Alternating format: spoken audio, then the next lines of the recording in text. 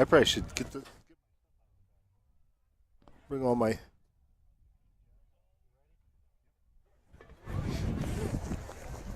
It's time now for Corry Beavers football play-by-play on Channel 98.9, Corry's radio alternative, powered by the Corry Federal Credit Union. Coverage of Corry Beavers varsity football is brought to you by the Corry Federal Credit Union, by Corry Manufacturing, Subway Sandwiches, Whitetail Properties, Flicks Plumbing, Heating, and Air Conditioning, That's as loud as we can get. Daniels Electric, Corry Moose Lodge 98, Jim's Automotive, Fox Family Insurance, Dynasty Construction, O'Brien Transmission Service, American Legion Post 265, Corry Fabrication, Muirhoff's Furniture, Stone Audiology, Humes Ford of Corry, Family Inc. Innovations, Corry Gridiron Club, and Bracken Funeral Home. And now let's join your announcers, Brad Swanson and John Yatsko, for all the action.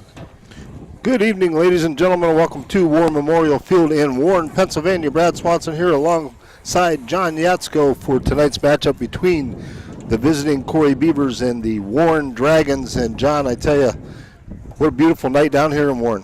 Yeah, we went kind of from one extreme to another. It was a little warm last week. Now it's on the verge of being a little chilly tonight. It's about 59 degrees out here. The clouds are in the sky, covering up the sun. It's really picturesque here. You know, if you just take a look out across the field, you know, you got some nice mountain views, and they really did a great job revamping this field over the last few years. Yeah, I've never called a game from here, John. I've called games from War Memorial Field, but not this side of the field. Right. We were in the visitors' bleachers up at the top, sitting at the 50-yard line. Not enough room over in the press box, so we're going to sit out here in the elements, but we've done this once or twice in the past. Right, so. We're right here with the masses, though, so if you hear some extra crowd noise or cheering, which we hope there's a lot of tonight like there was last week's high-scoring game against Titusville, you know, that's why we're right in the thick of it over here tonight. That's right. Maybe we'll get a chance to get a couple of the fans to chirp in with us a little bit at halftime and talk a little bit about Corry football. But this game tonight is a big game, even though it's a non-region game, John. It'd be very important for the Corry Beavers to start out at 2-0 heading into LaBeouf next weekend. But the task at hand is right here tonight against the Warren Dragons, a team that's really been on a terrible losing streak. They haven't won since October 14th of 2022. Which is really unusual because there's certain teams, you know, over the years that I've always thought of as kind of a litmus test for how the season's going to be. You know, there was many years there where we played Oil City, you know, early on, and that was kind of a good gauge of how well I think, you know, the team was going to do over the course of a season. I think Warren used to be one of those teams too. You know, how you stacked up against them was going to be a good test of how you're probably going to stack up against a lot of the teams that you would see throughout the season. It looks like they have good numbers there. So, you know, 57. They definitely seem like they're kind of in a rebuilding, and with the redistricting or whatever you want to call it, you know, that happened last year with the closing of Youngsville, and Sheffield was the other one. So they've added, you know, some more players to the team this year, and I think they're just kind of getting acclimated to each other. Right. The Sheffield kids came over to Warren. I believe the Youngsville kids went to Eisenhower this year. But, yeah, looking at Warren, they're coached by,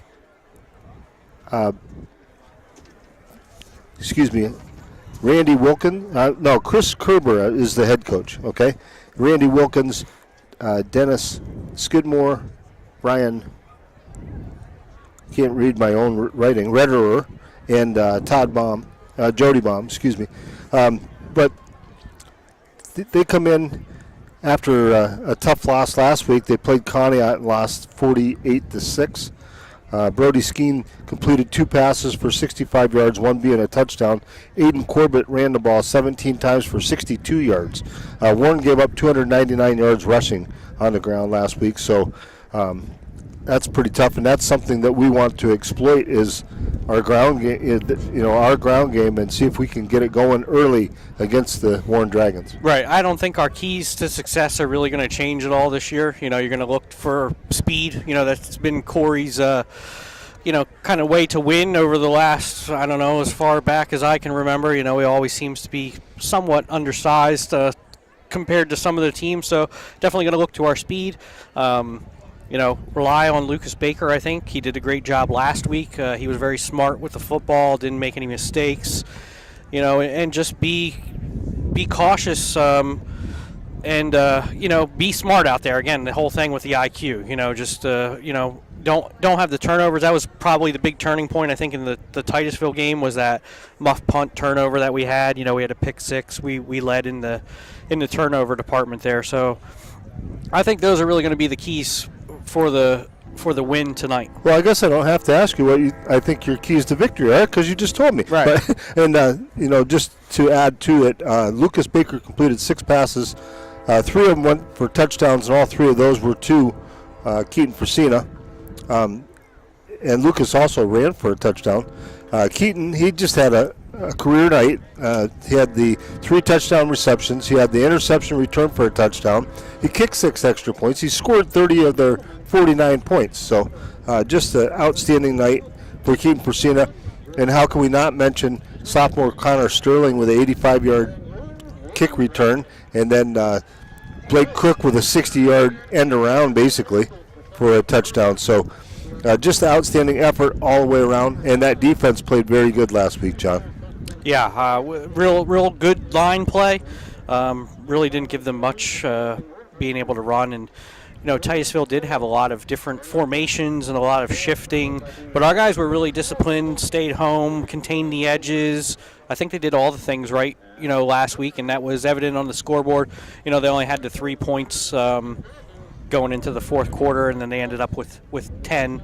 That was, kind of in the JV time there.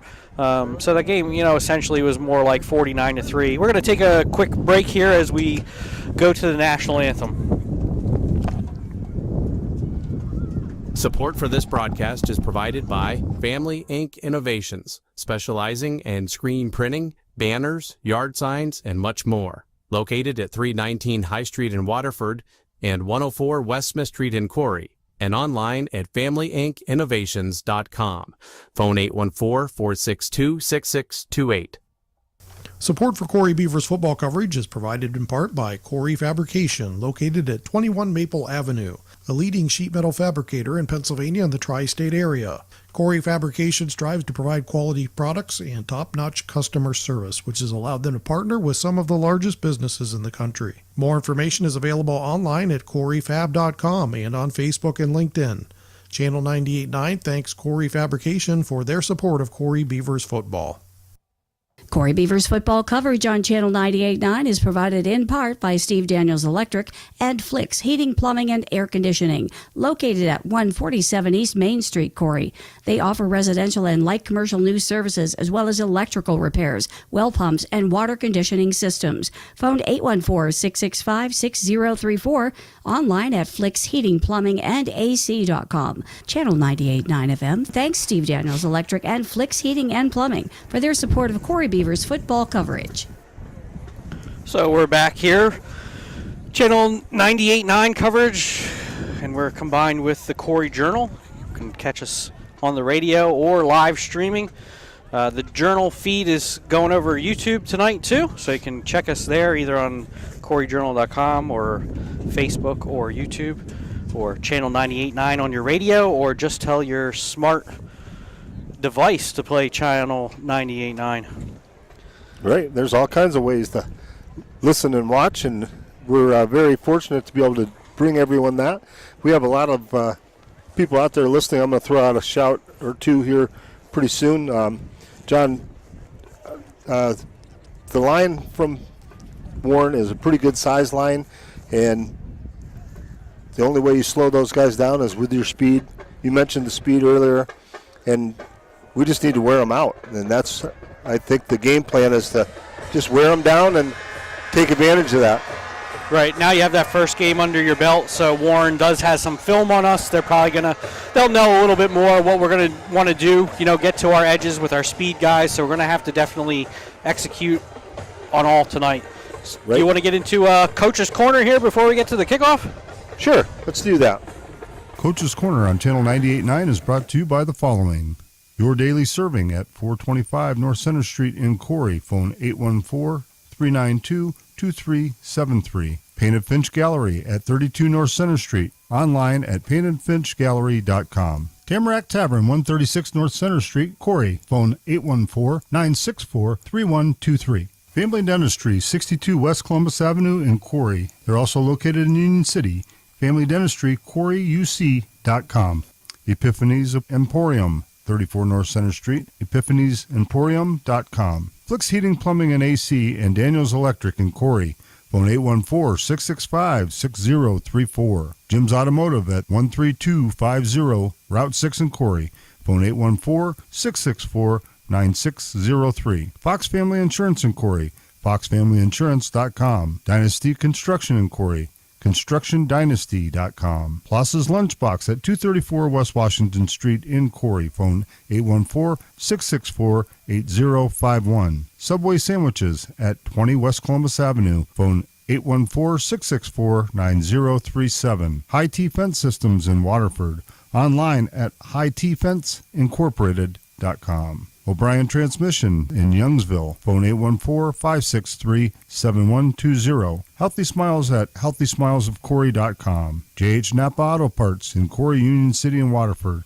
Online at napaonline.com. Carney and Ruth Law Offices in Corry. Phone 814-665-2301. Muirhoff's Appliances in Corry. Muirhoffs.com. The New Kitchen Village online at kitchenvillage.com. Corry Snap Fitness at 124 West Smith Street. 814-462-2455. Peace Be at 113 North Center Street in Corry. Phone 814-964-3204. Karate Chevrolet at the Y in Columbus. KarateChevy.com. Corry Collision Center on Route 6. Phone 814-665-9000. Mons Merch in Corry. Phone 814-663-7676. The Relevant Church at 100 West South Street in Corry. Phone 814-964-4252. Humes Ford of Corry, online at humesford.net. Corry Beverage at 102 West Main Street in Corry. Phone 814-665-0744. Reese and Renee Company at 105 East Main Street in Corry. Phone 814-462-5563. Basically Bronze at 105 East Main Street in Corry. Phone 814-462-6160. Nails by Jada at 105 East Main Street in Corry. The Pub and Bowl Air Lanes at 216 East Washington Street in Corry. Phone 814-664-8782. Lavery's Laundromat, 109 East Washington Street in Corry. Phone 814-323-6824.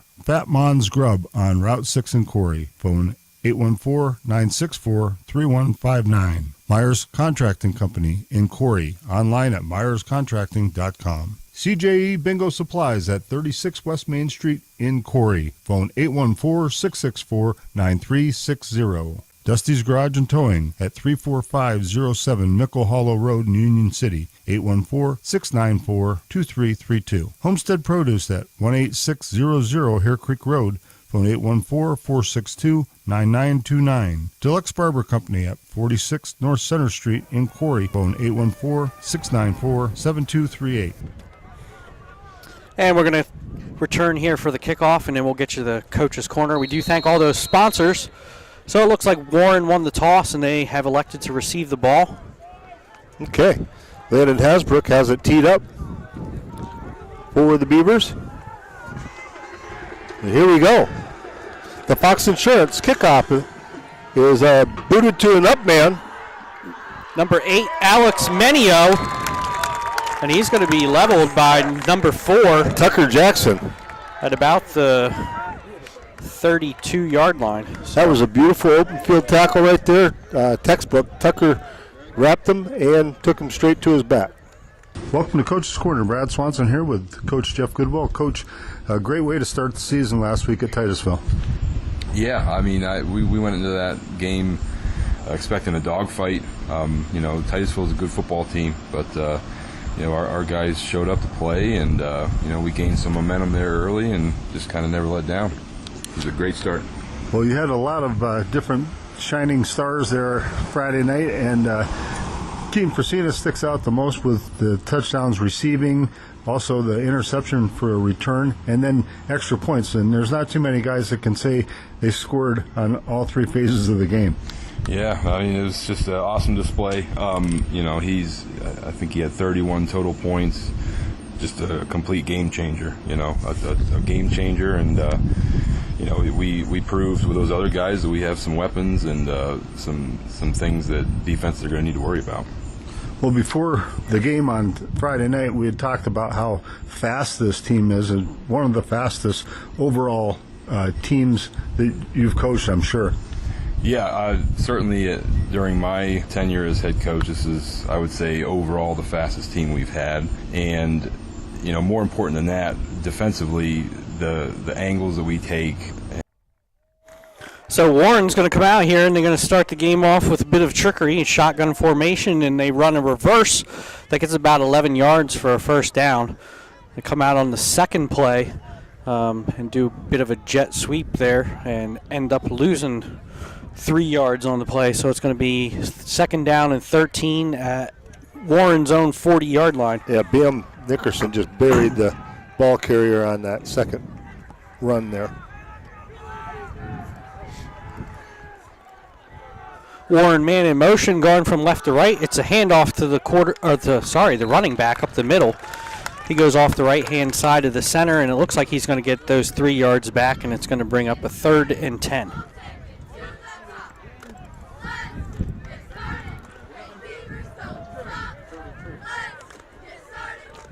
Well, to finish off the coach's corner, John, Coach Goodwill just said that the boys are ready. They had a good week of practice, and we'll see what happens. He said, looking forward to Friday night.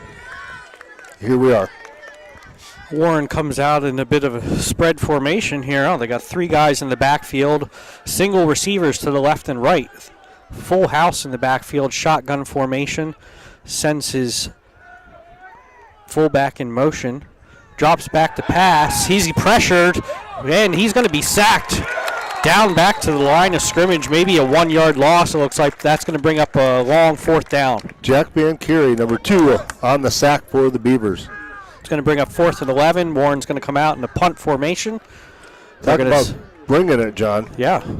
Got a little bit of trickery there from Warren on the first play, but, Corry settled down and showed them what their defense is all about on the next 3 plays. Well, here we go. We got the speed demon, Blake Cook, back deep for the Beavers. Trying to get Corry to jump, and they do. Not sure if they're going to call it on Warren or he was encroached upon. Nope, they're going to call it on Corry, so that's going to be a 5-yard penalty. Make it 4th and 6, John, from the 45. 9:06 to play here in the first quarter. We are scoreless. Blake Cook has to retreat a little further. He's back about the 23-yard line.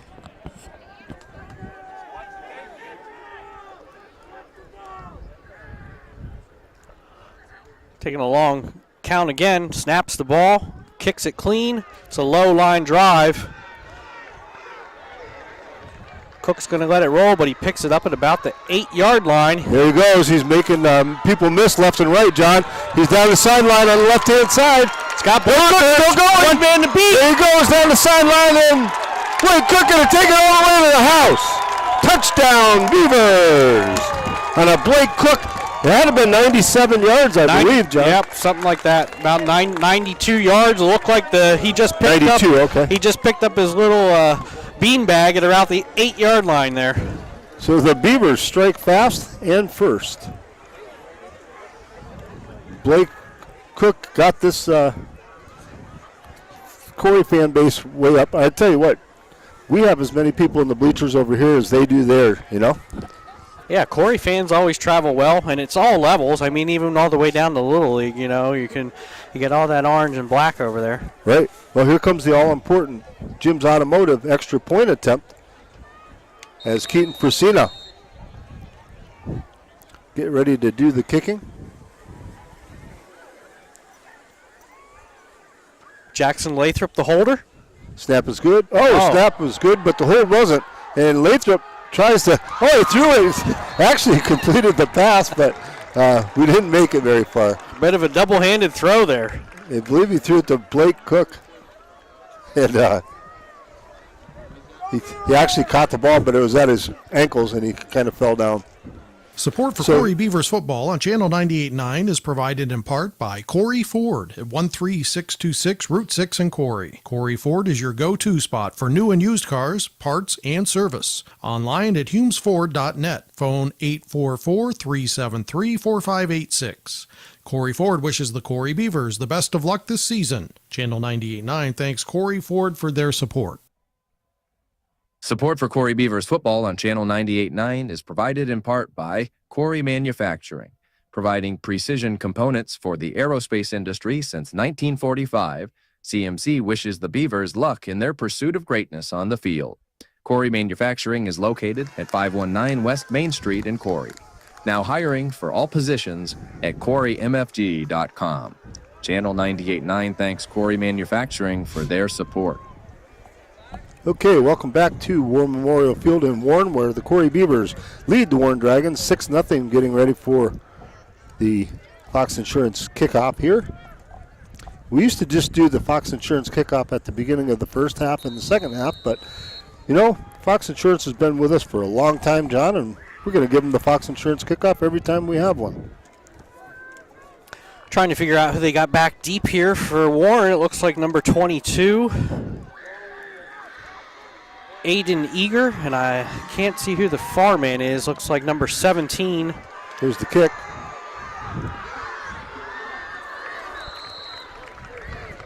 He's going to take that one back to about the 38-yard line. So we're going to set Warren up about where they started their last drive. Well, let's see if this Corry defense can continue to play tough. Warren comes back out in this full house formation. They have a quarterback in the shotgun formation with a running back, a halfback, and a fullback, and they have a receiver split wide left and right. Quarterback sends one of his backs in motion to the left-hand side. Hands it off to the running back, looking for room off the left-hand side, cuts back to the right, and he looks like he's going to get about 6 yards on that carry.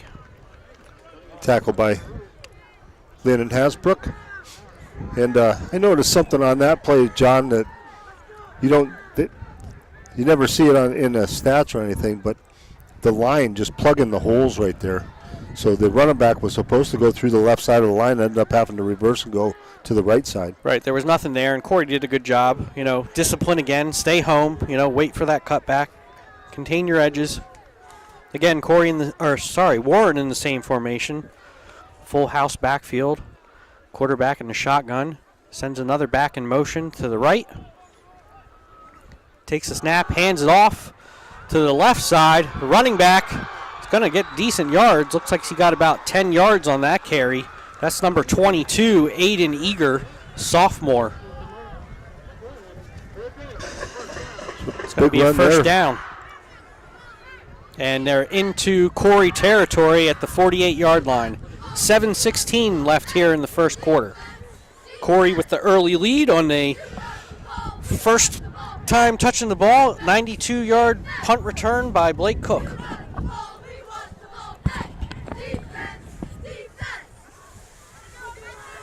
Warren comes out in the same formation. Shotgun, full house. Single receivers to the left or right. Corry in their standard 4-3 defense. Quarterback takes it, hands it off. Running back trying to get to the edge on the outside, the right-hand side, but nothing doing there. I didn't even have to look at the number. That was Lamake Elbers on the tackle right there. He just ran him down. Drops him for about a 4-yard loss. It's going to bring up 2nd and 14.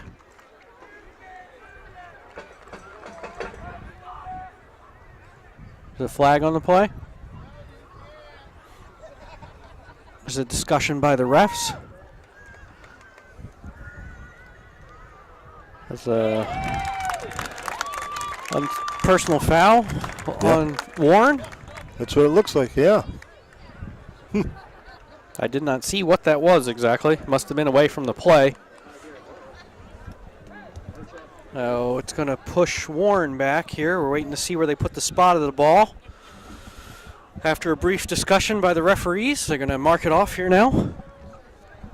15-yard penalty, and that doesn't help Warren out at all. Oh, Wow. all the way back to Warren's 32, 33-yard line. They were on Corry's 48-yard line. Going to call it the 33 officially. And that's going to be second and probably about 25. Warren in the shotgun, man in motion. Handoff to the back, to the right-hand side. He gets maybe about 3 yards on that play. That was Jack Van Carey, number 2 on the tackle again, knifed his way through that defense and was quick to make the tackle. Warren on their own 35. Apparently, the scoreboard operator can't do the math either on how far this is because it's still oh, there we go. 3rd and 27. I could not figure it out either. So big third down here for Warren, 3rd and 27. You know, this is the spots you don't want to get into. You know, this is what Titusville had a lot of long third downs, obvious passing situation, either that or they're just going to try and hand it off and see what they can get.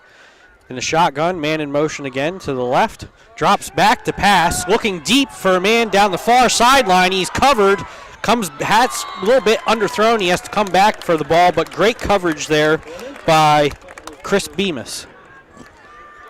4th down. So that's going to bring up a long 4th and 27 and another punt and set Corry up in a probably good field position here again.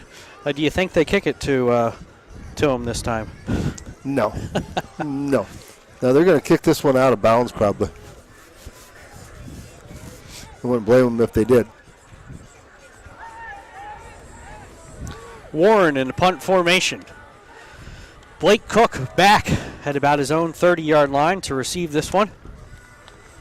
Here's the snap. The kick is clean, and it's away. It's a little bit higher this time. Blake's going to go to his right and get it in the air. He catches it about the 32-yard line. He's got room. Back to the right side, and he's got room again. To the 40-yard line before he's finally stacked up and pushed out of bounds. Another nice return by Blake Cook. So net on the return there, that ended up being about a 5-yard total punt. 5-yard change of possession for Warren. Going to take a quick word from our sponsors.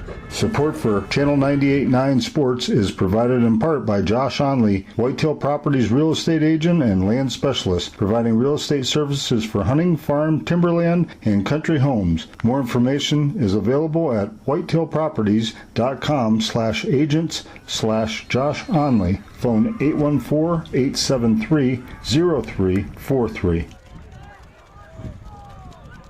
Okay, we're back, and Lucas Baker takes the snap, hands it off to Lemick Elbers. Lemick drags about 3 guys with him. A nice gain right there. Pick up from about 6, I believe.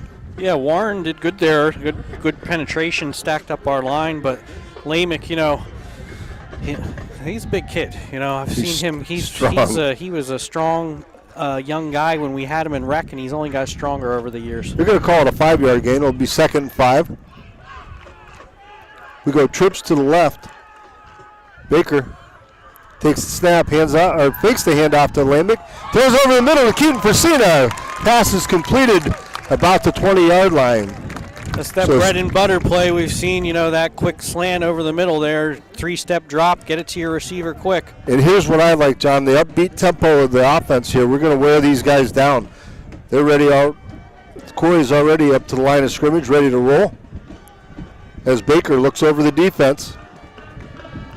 We go with the same formation, trips left. Landy Gelber's the lone setback. Baker looking to pass again. He fires again, and this time he hits Tucker Jackson. Another slant, but this one was, they fake that bubble screen out to the left-hand side, get everybody thinking it's going to the left. Baker makes a little shoulder move over to the left, comes back to Chris Bemis on a quick slant on the right-hand side. That was a 13-yard pickup, so here we go. 1st and goal at the 7. Baker has a man in motion. That's Meredith. Takes it, fakes the handoff, Looking. Baker going to run it himself. He tosses it at the last minute out of bounds. He had Chris Bemis there for a second, wide open on this basically same slant route that he ran before, but I don't think Baker felt comfortable throwing it to him. Like we talked about, this is not somewhere where you want to turn it over down here. If you don't feel comfortable, just get rid of it. You're at a 1st and 7. You obviously got 3 more plays to score here from the 7-yard line. 3:42 left here in the first quarter. Corry leading 6-0 over Warren. Okay, so we have Twins right, single receiver, Twins left, single receiver right. Baker takes it, looking. Is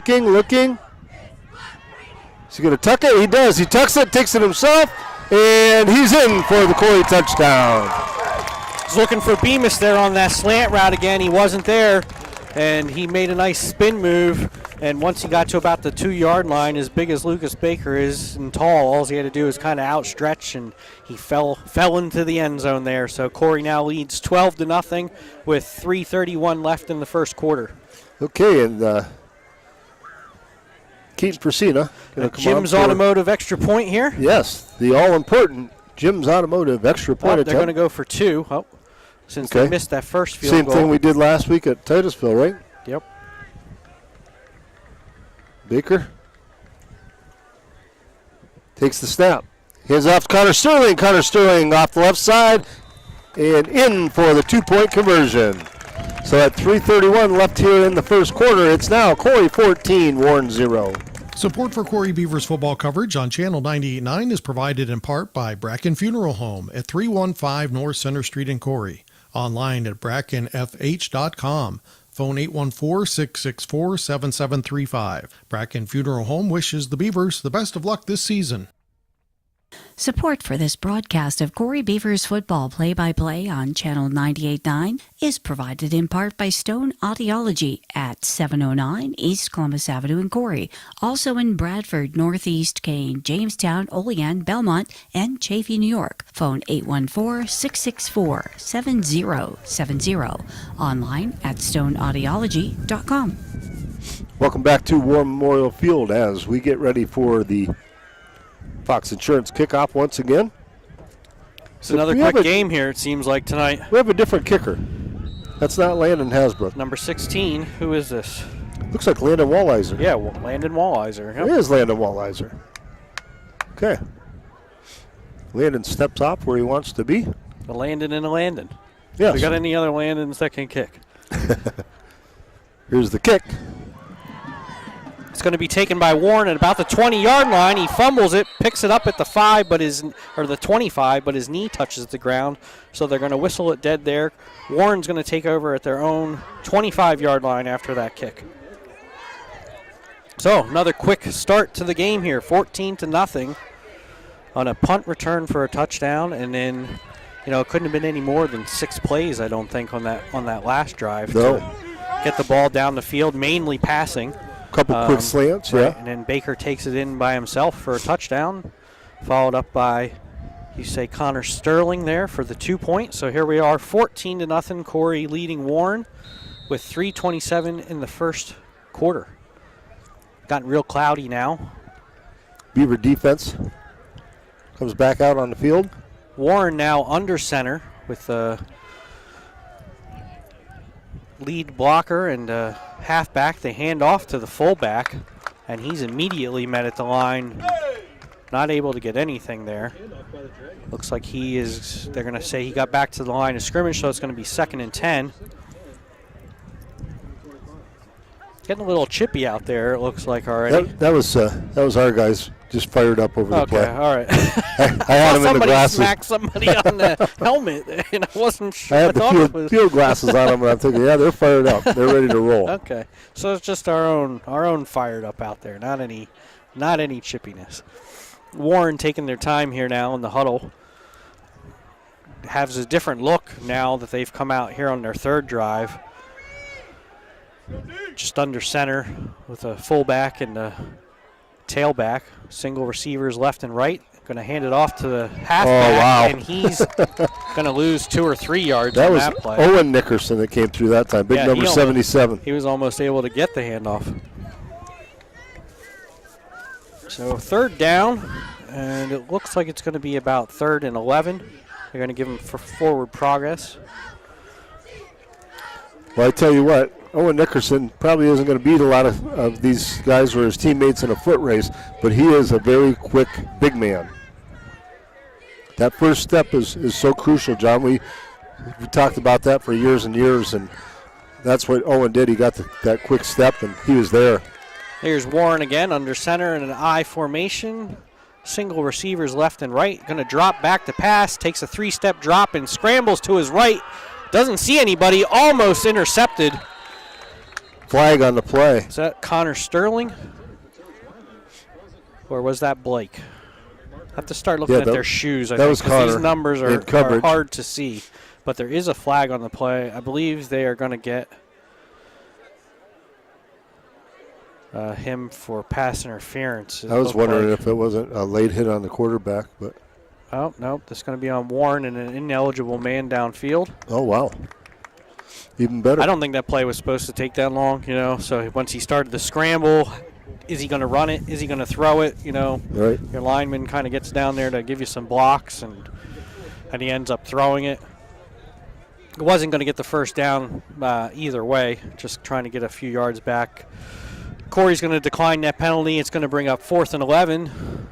And guess who's going back deep? And every time he's getting closer and closer to the end zone already. This is going to be his best spot here at his own 40 as the Warren punter is back at his own 10-yard line. Right, Blake Cook standing at the 30 or the 41-yard line. Trying to get Corey to jump off sides here with a long snap count. He has enough time. It's way low. Hit that He's way gonna too get that hard. one at about Here the goes 50. Blake Cook. He makes a guy miss and makes another guy miss and brings it out to the 43-yard line. If he did not get him by his fingertips there, he was wide open on this side of the field, and he was going to take that one back. So that was, I would say, a touchdown-saving tackle there. Yeah, and the Warren fans were pretty happy about it. You could hear them cheering over there. The Corry Gridiron Club is a proud supporter of Corry Beavers football play-by-play coverage on Channel 98.9. Best of luck this season to the Beavers from the Corry Gridiron Club. Corry Beavers football coverage on Channel 98.9 is brought to you in part by O'Brien's Transmission Service, providing automatic and standard transmission service and parts since 1955. Okay, welcome back to Warren Memorial Field in Warren, where the Beavers lead 14-0. Lucas Baker awaits the snap. Takes it, drops back, looks, throws it over the middle of this short slant, and the pass is complete once again. And that time, I think it was Keaton Frasina again, wasn't it? On the reception? Yep, Keaton on that side. So Corey here, I guess running the ball is not their priority tonight, coming out, running and gunning. They're going to tonight. set up the run with the pass, huh? Deion Kennedy shuffles out to the receiver slot. Lamick Elbers drops back behind Baker, takes it. Lamick off the right side. Lamick's got room to run. And there he goes down the right side. Lamick Elbers into the end zone for the Corry touchdown. With 58 seconds left to play in the first quarter, the Beavers are in the end zone again. Flag on the play there. That's going to be hold. and come on back. There was a beautiful block by Blake Cook out there to spring Lamick at the end. I tell you, that was just fun to watch Lamick run that ball, and he wasn't going to be denied getting in the end zone, but it's all for naught as the Beavers come back out here to the 32-yard line. First penalty of the night for Corey. Yep, that's going to push us back to the 42. Well, 41, 42, depending on what you want to call it. 58 seconds left here in the first quarter. Lucas Baker lets everybody shift into position. Takes it, hands it up. There goes Lamick again off the left side, and he's got a little bit of room to run, and he powers forward for about 7 yards. What I like about Lamick is he's got his shoulders square. He's got his shoulders over his knees, over his toes. He's really, in control of his body. He's lowering his shoulder level there, so he's able to make quick cuts and take anybody on. Yeah, that's the wrestler in him, I believe. Yeah, it's just definitely instinctively. that wrestling stance. So that was actually a 10-yard pickup. 2nd and 10. Got Twins right, single receiver left, and there goes. That was a different running back there. That was Marcus Meredith, I believe. And Marcus Meredith gets a nice chunk.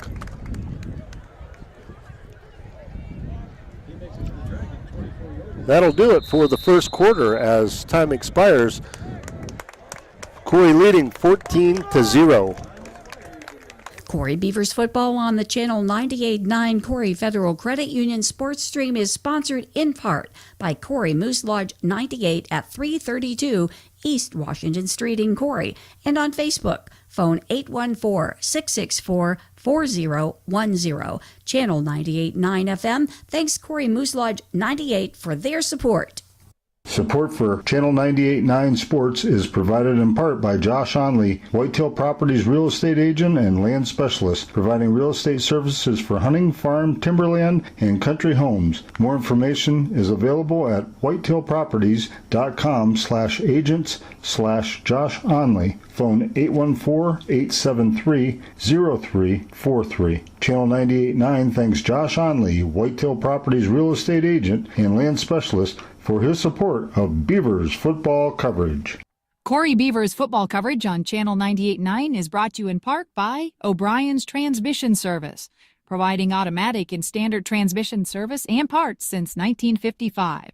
Located at 4800 Matthews Run Road in Youngsville.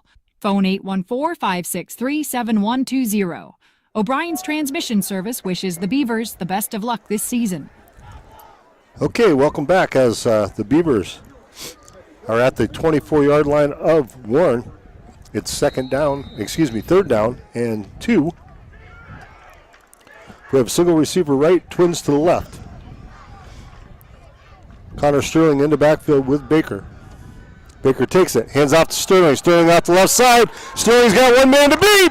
There goes Connor Sterling into the end zone for a 24-yard touchdown.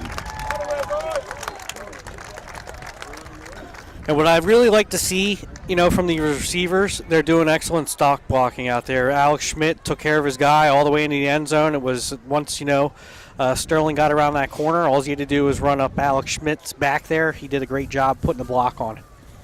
Yeah, outstanding effort by everybody so far, and we're ready for that Jim's Automotive extra point attempt. Yeah, that just shows me really what a team they are together. To go out, to be out there and blocking that hard for your guys. Right.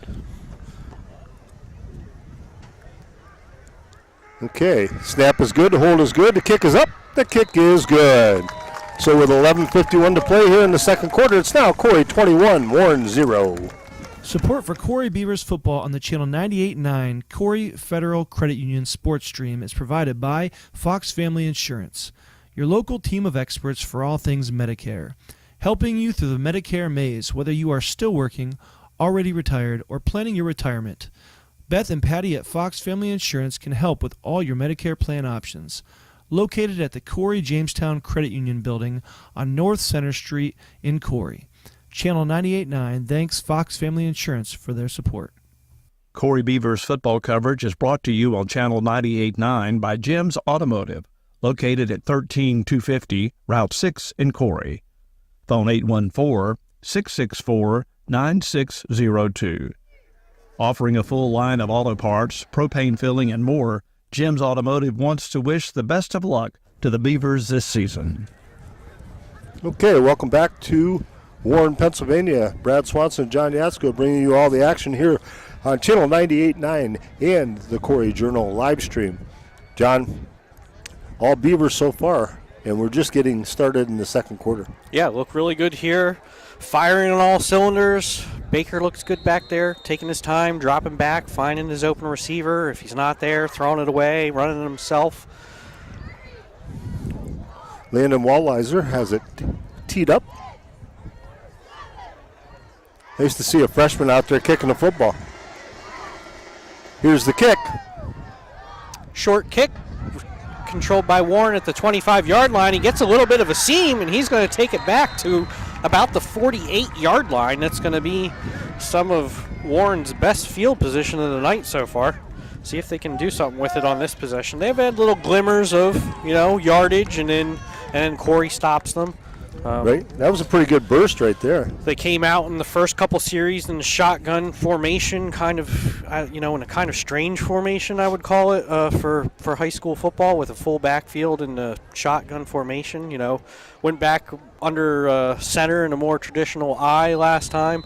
I think they're just trying to find something that works here. Right. They're going to come back out in single back now with shotgun formation. 2 receivers to the left, 1 to the right. Going to drop back to pass. Throws it over to the left-hand side behind him, but he's able to corral it with kind of a circus catch, and he's going to get about 12 yards. Quarterback's number 10. Is that the same one that's been out there, or did they switch?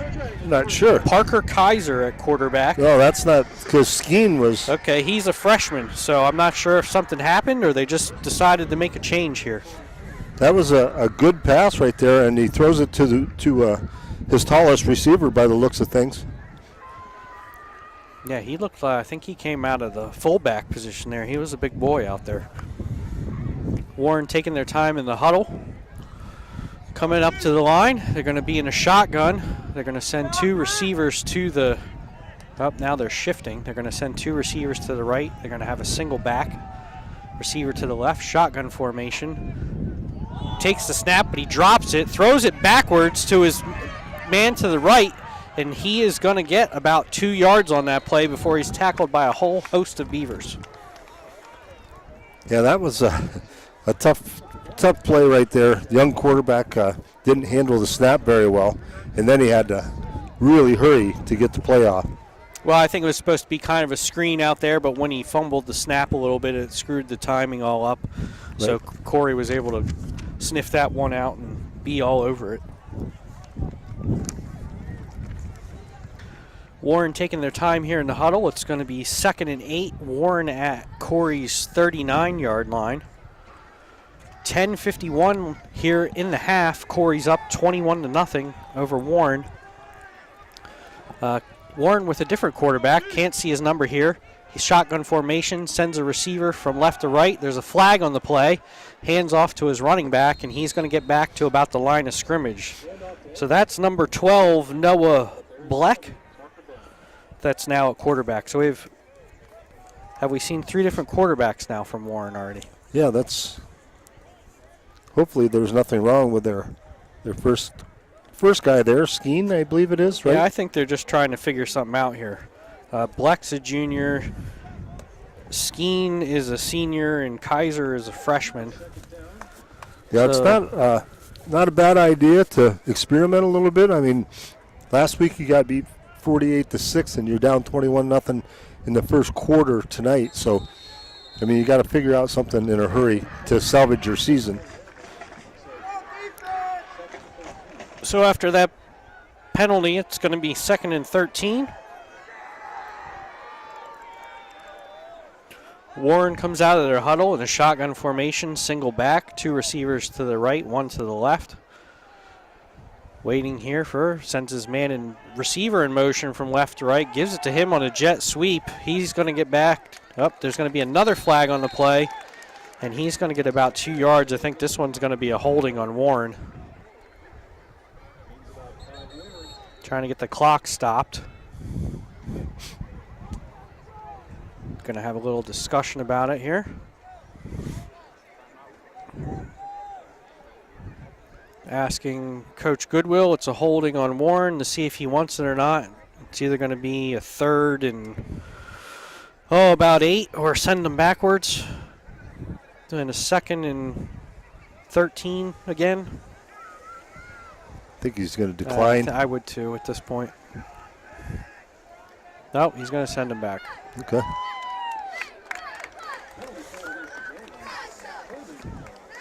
Well, my math was wrong, so it's going to be more like a 2nd and 20 almost.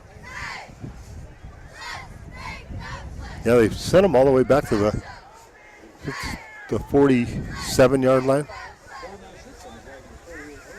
They're going to send him back another yard. Okay. As soon as I say 47, they have to switch it to the 46. This is like the Titusville game, just to, follow the football.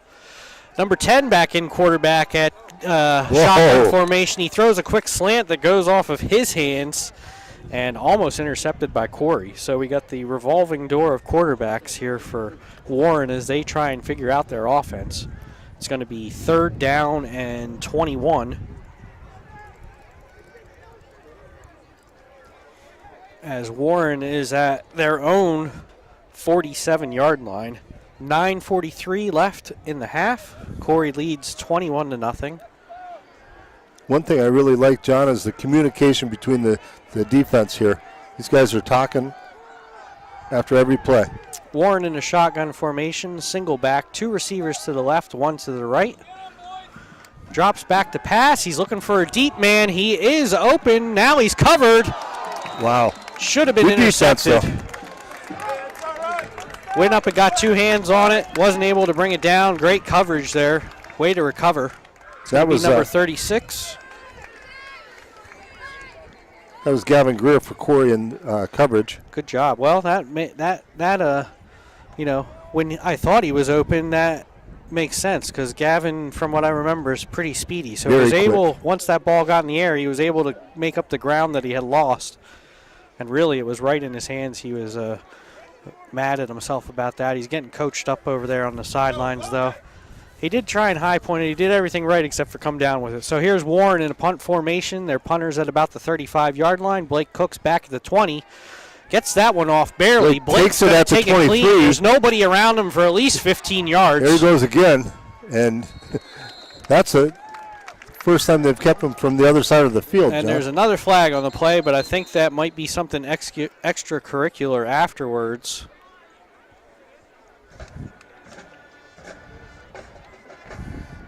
Nope, it's going to be a holding on Corry on the return.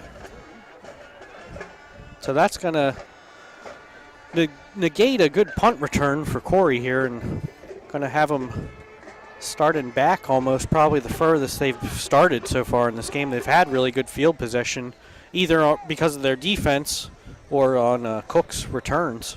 Right. So they march it all the way back to, 30...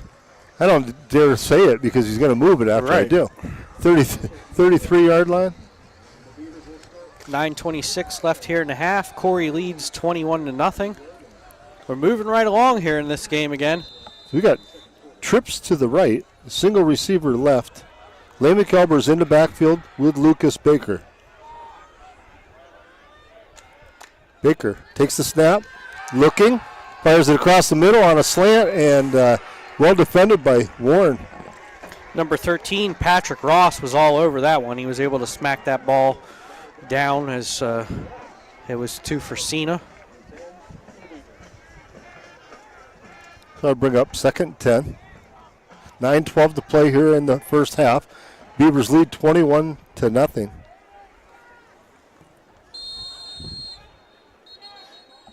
Corry calls a timeout. We're going to take a quick break. Support for Corry Beavers football coverage on the Channel 98.9 Corry Federal Credit Union sports stream is provided in part by Corry Chevrolet. Located at 45300 Route 6 at the Y in Columbus, Corry Chevrolet has been supporting Beavers football play-by-play for over 50 years. Play hard, believe in yourself and each other. Vehicles are available for viewing online at CorryChevy.com. Phone number is 814-664-8614. Corry is proud to bring you the player of the game. Channel 98.9 thanks Corry Chevrolet for their support. Support for this broadcast of Corry Beavers football play-by-play on Channel 98.9 is provided in part by American Legion Kitchen, located at 1460 Scioto Road in Corry. Phone number 814-663-0422. Channel 98.9 thanks the American Legion Kitchen for their support. Okay, welcome back as the Beavers facing a 2nd and 10 from their own 33-yard line. Lucas Baker takes the snap, drops back, fires it out in the flat here to Dion Kennedy. Kennedy around the right side. Dion got some room to run, and down the sideline, clear to the 35-yard line, I believe, of Warren. Another flag on the play. I think it's going to be another hold on Corry. Looked like some excellent stock blocking again out there by the receivers. Referees are huddled up to discuss. That was just a little swing pass out to Dion, and he showed how explosive he is. Holding on Corry. But we'll bring it back and try it again, John.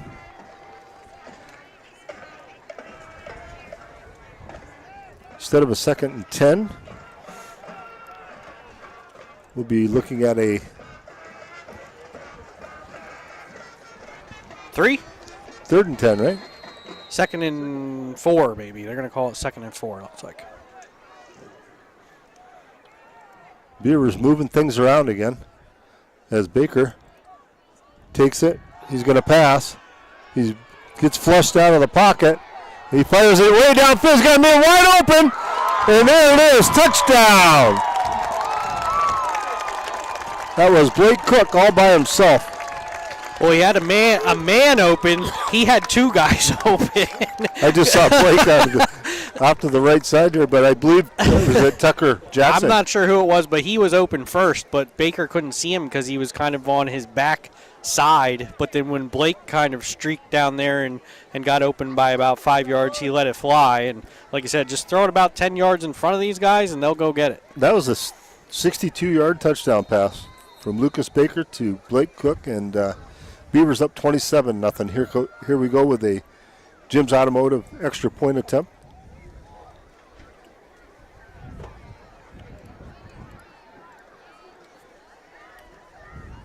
Here's the snap. Kick is up. Oh, and blocked. I don't think that one ever made it off the ground.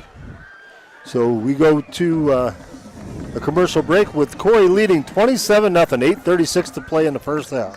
Corry Beavers football coverage is brought to you in part by Dynasty Construction, providing home construction and remodeling services for northwestern Pennsylvania and southwestern New York. More information at dynastyconstinc.com. Phone 814-882-5145. Channel 98.9 FM thanks Dynasty Construction for their support. This broadcast of Corry Beavers football coverage is sponsored by Meerhoff's Furniture and Appliance, providing refrigeration, cooking, dishwashers, and laundry appliances, as well as furniture for bedrooms, dining rooms, living rooms, and more. Meerhoff's is located at 128 West Smith Street and online at meerhoffs.com. Channel 98.9 thanks Meerhoff's for their support. Okay, welcome back to War Memorial Field in Warren, Pennsylvania. Brad Swanson, John Yatsko here on the call for the Channel 98 radio station and Corry Journal live stream. Another Fox Insurance kickoff. Another Fox Insurance kickoff. A lot of Fox Insurance kickoffs so far. Fox Insurance has got to be loving this. Jim's Automotive's got to be loving this. Right, yeah. And that's another thing, John. Thanks to all of our sponsors, and we have a bunch of them. We appreciate everything they do for us. If you hear these sponsors, please let them know you heard it during the broadcast. And the They'd like to hear that. Kick Here's is the off. kick. Warren's going to get it about the 20-yard line. Going to get back to about the 32-yard line before he's tackled by a host of Beavers.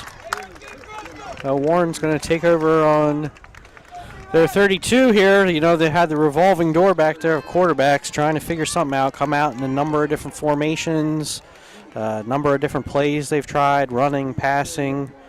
Not a whole lot of success for them tonight. No.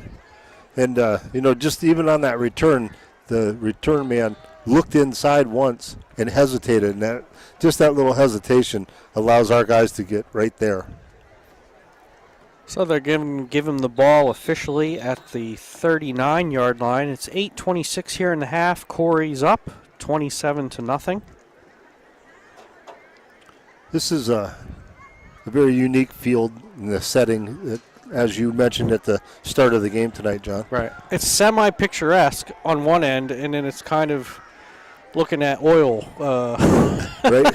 tanks on the other end. Yep. But, you know, it is what it is, right? You got the oil refinery here. Warren in the shotgun formation. Wow, what a pop.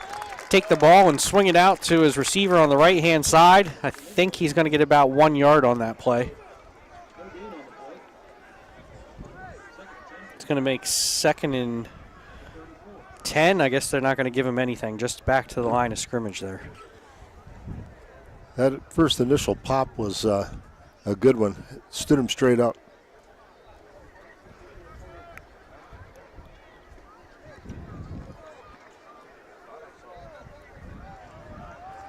Warren comes out of their huddle. Shotgun formation. I think it's still number 10, quarterback Parker Kaiser, freshman.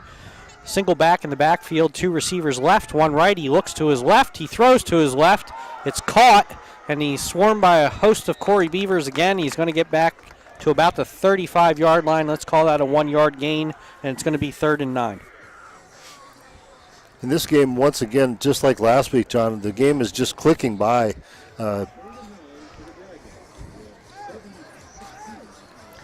Yeah, 7 minutes, about 7 minutes left here in the game, in the half already. You know, thank goodness, no injuries, no stoppages for that. Corry with just 1 timeout taken so far.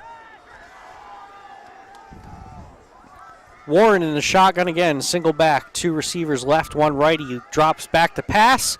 Nobody's open. He scrambles to his left a little bit, and now he's getting pressured. He throws back over the middle of the field, and it's intercepted by Corry at the 40-yard line. He's back to the 30, the 25 before he's tackled.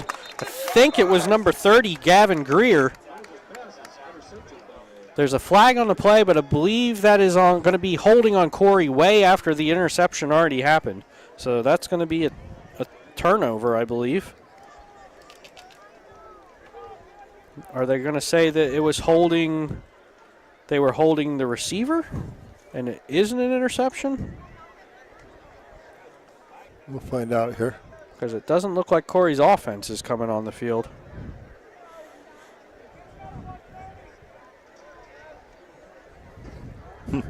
Yeah, that's the call. Too bad. Gavin Greer made a nice interception there. So they're going to say it was holding the receiver or pass interference.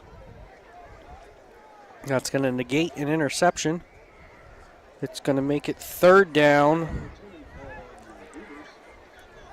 and about 4 here. 6:44 left in the half. Well, Corry defense going to have to go back to work here. 3rd down and 4. Warren at their own 40. Shotgun formation, single back, 2 receivers left, 2 receivers right. Takes the snap, drops back, looks the pass, and he's going to get sacked. Wow. I just watched that whole thing right there transpire as number 22, Lane McElbers, took off on the blitz and nobody touched him. He went straight in and sacked the quarterback. That's going to make it 4th down and about 12. 6 minutes left here in the half. You're going to have to punt again to the always dangerous Blake Cook. He stands at his own 35-yard line. I am surprised they do keep kicking it to him. Right. I mean, at least angle it a little bit. Make him work for it. They kicked it right to him, I think, last time. Yeah, the low-line drives are the scary that's ones. Not there. You know? That's the hard part. It's the quicker he gets it in his hands, the faster he can run it back. Speaking of that, he kicks it off. It's a high one. He gets it at the 40. There he goes, down the sideline again. 50, to the still 50, on his feet. 45. Into Warren territory to about the 43-yard line of Warren. You can't ask for a better punt, really. I mean, you got that way up in the air. Yeah, it was a little short. Gave him time to get under it and catch it. But they were around them quick, you know. Right, I'd rather kick it way up in the air and have it short to try to stop him. I'd rather have that than the line drive because that just puts it in his hands too quick. Right.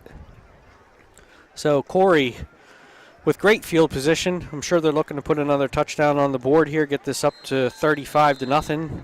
by the half. They'll go for 2 if they score here. Here we go as Baker has Twins to the left, single receiver right, and we got a whistle. Official timeout for some reason. Something was wrong with the receiver or Corry. I don't know. Didn't have his mouth guard in or something. Maybe couldn't see that far from this side of the field. Play resumes. Baker takes it, drops back, looking. He's getting some pressure, and he unloads and just throws it out of bounds. Wise idea. That's a smart play right there. Yep, we talked about the IQ, not doing things, to cause turnovers, and that's perfectly fine, especially because the offense is really doing great tonight. You're not struggling at all, Just go to the next play. 5:16 here in the half. It's going to be 2nd down and 10. Here we go as Baker has the Twins to the right again. Now it's trips right, single receiver left. Hands it off. That is Marcus Meredith off the right side, and Marcus has a little room to run and pushes forward for about a gain of 4. 3. Yeah, hand that off, get that clock moving, Okay. So I'd give them 3, and they give them 2. So Yeah. it's 3rd and 8. Ball spotted at the 41-yard line. 4:46 to play and counting in the first half. 27-0 Beavers leading. Throw some shouts out here in a minute. Got trips now to the left. Coming in motion is Connor Sterling. He takes the handoff down the right side, and Connor gets thrown out of bounds over on the far side. But it's a first down. When you are watching him go, in motion from one sideline to another, he's unbelievably fast. Yes. And he covers so much ground in such a short time. I did not think he was going to make that corner, and he did, and much more. Yeah. He makes people grab air, too. He's tough. And just a sophomore. We get to watch him for a couple more years, John.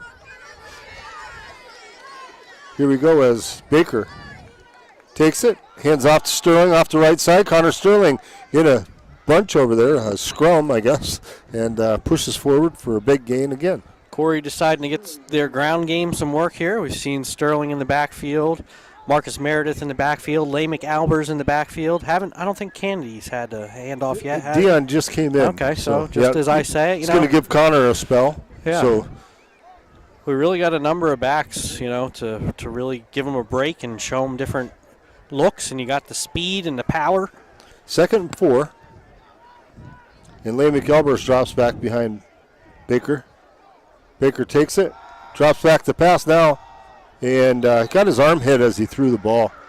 That one falls incomplete. Looked like he was looking for Keaton there on the far side on a hook route, but the ball never made it to him. It's 3:41 left here in the half. It's 3rd down and 4. Give Warren credit. They were bringing a little bit of heat on that one.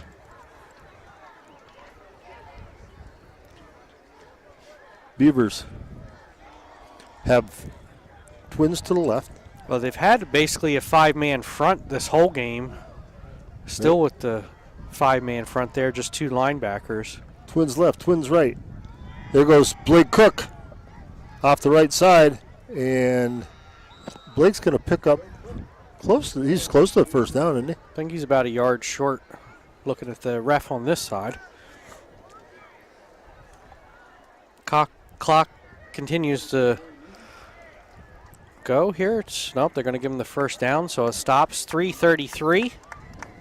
I thought he was awful close over there. So 1st and 10 for the Beavers. As the Beavers keep this drive alive. Baker takes it, drops back, fires it for the end zone, and way overshoots his intended receiver, Keaton Persina. Had about 5 yards on him, just got a little bit too hot. Ran out of field on that one, out of the end zone.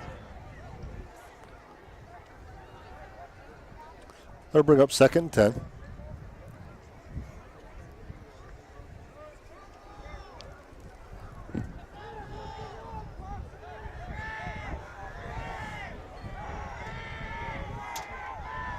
Baker takes it, hands it off. And that was Connor Sterling there, I believe, wasn't it? Yeah, I think Connor's the one with the black and orange shoes. That's how, like I said, the numbers get scrunched up, and it's like every skill guy we have is from 1 to 10. Right. It's hard to tell. So they're going to start paying attention to their shoes. You're going to give them just 1 yard on that. Bring up a 3rd and 9 with just under 3 minutes to play in the first half.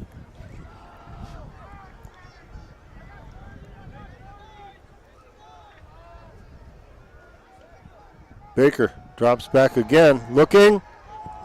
He fires it out in the flats there. And passes complete. Gets to number 12, Alex Schmidt. Nice to see Alex getting involved in the offense here. He's always involved because he does a great job blocking. It's going to be 4th down and about 3. Corey going to go for here. I wouldn't be surprised if this is a hard count. Right.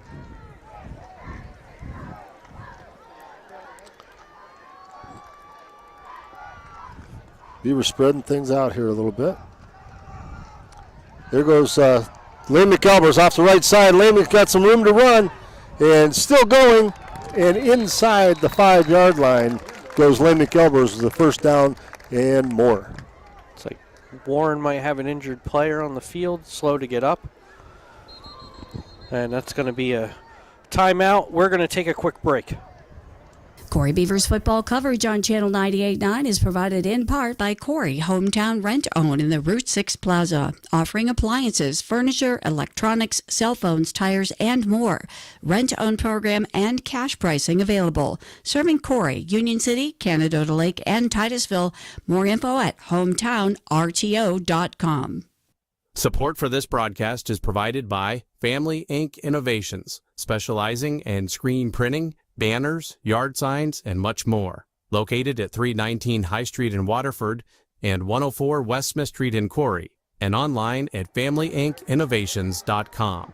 Phone 814-462-6628. Okay, welcome back as the Beavers knocking on the door once again here. 1st and goal from the 6. Baker has Deion Kennedy in the backfield with him.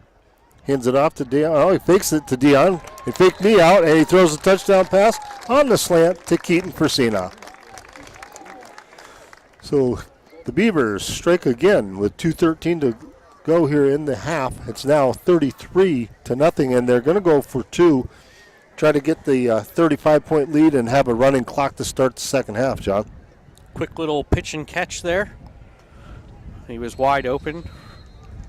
I was really surprised they didn't go to hard count, but then I started to realize, I don't know what Corry has called that over the years, where they go up to the line, basically make act like they're going to snap the ball, but then they pause and look to the sidelines. We haven't really been utilizing that this year now that I think about it. Right.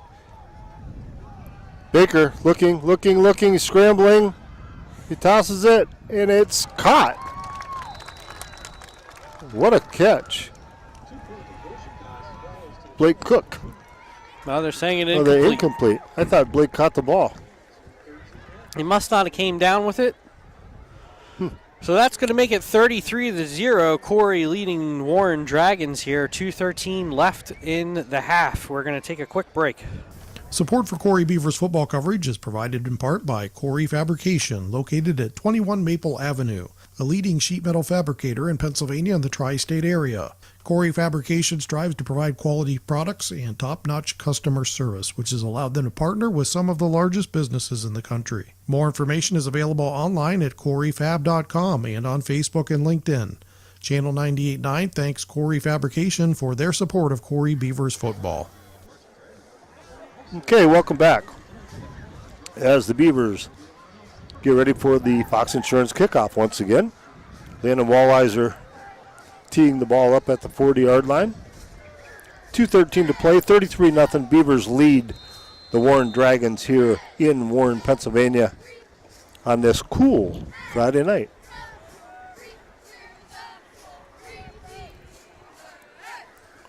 Another fun night here. Cheerleaders doing a great job keeping everybody fired up and entertained. The kick is off. Warren's going to get it at about the 16-yard line. He's got a lot of room to run. Gets back to about the 30 before he's met by Corry. They're going to give it to him at the 30-yard line here. So Warren's going to take over with 2:05 left in the half, trailing 33-0. I see that Corry's band is here tonight as well. Nice. Tucker Jackson was on the hit there, and Tucker, he's not the biggest guy out there, but he sure hits hard. Plays full bore. Yeah, nice that you mentioned the band. The cheerleaders, they're all part of Corry football and a big part of Corry football. So hats off to all those folks for all their hard work during the summertime, just like the team works hard. Yeah, takes a lot of people. Gridiron Club, yes. Moms, dads, so many people behind aunts, the scenes. uncles, people that just want to see these guys do well. I always say that, we've been around a lot of these guys since they were young, and I don't care who you are, or if I don't even really know you. If you've been part of Corry football, heck, if you're part of Corry at all, Corry student, there's people that want to see you succeed. We're behind you, basically. That's right. And it's very evident by the number of sponsors we have, too, because the city of Corry is, like you said, they just stand behind the kids, the youth of Corry. Oh, Corry called a timeout, I believe, just to get in order here before the half. Make sure they don't, probably fall for anything. I could see here where Warren might pull something out of their pocket or something to try and get a score on the board. Something just occurred to me, John. How much better I can hear you tonight than I could last week in the press box in Titusville. That was a full house in there last week. It was like got a lot more people Super out here, Bowl but we're outside. Warren back to that original formation where they got three backs in the backfield in the shotgun formation, receiver left and right. They're going to hand off to the halfback, and he's going to make it through the line, but he's only going to get about 4 yards before he's stacked up by a host of Corry Beavers. That's going to bring up a second down and about 6. Clock continues to run here, 1:45 and a half. Well, if I said the Beaver defense showed up to play tonight, that'd be an understatement because these guys are everywhere. Yeah, they've done great line play, pass coverage, pass rush, containment, staying home. Warren again with three backs in the backfield, shotgun formation, receivers left and right. Drops back to pass. He's immediately under pressure, rolls out to his right, and he's got to throw that one away. It's going to be great pressure. 3rd and 6. And there's 4 guys chasing him around back there. He didn't have much of a chance. No, he was running for his life as soon as he got the ball there.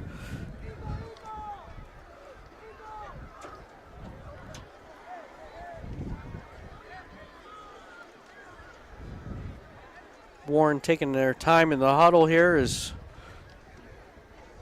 there's just 1:11 left in the half. 3rd and 6 at their own 32-yard line. I'm sure they don't want to give it back to Corry. Right. Warren again in the shotgun with 3 backs in the backfield. Single receivers to the left and the right. Sends one of the backs in motion from left to right. And that's going to be a delay of game on Warren.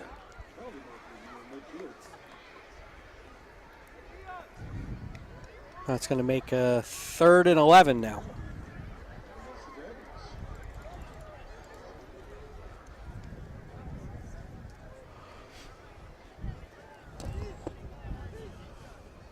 That's one thing I would like to see us upgrade is having those play clocks in the end zone. Yes. I agree wholeheartedly.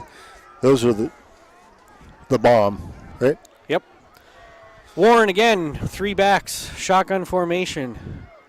Single receiver left and right, takes the snap, throws it over the middle, misses his receiver, and that's going to bring up 4th down and 11. That's great defense once again, John. I mean, just super coverage right there. 1:07 left. You know, if I'm the Warren coach there, I probably just run the ball to get that clock going because I don't want to give Corry the ball back with a minute 7 left.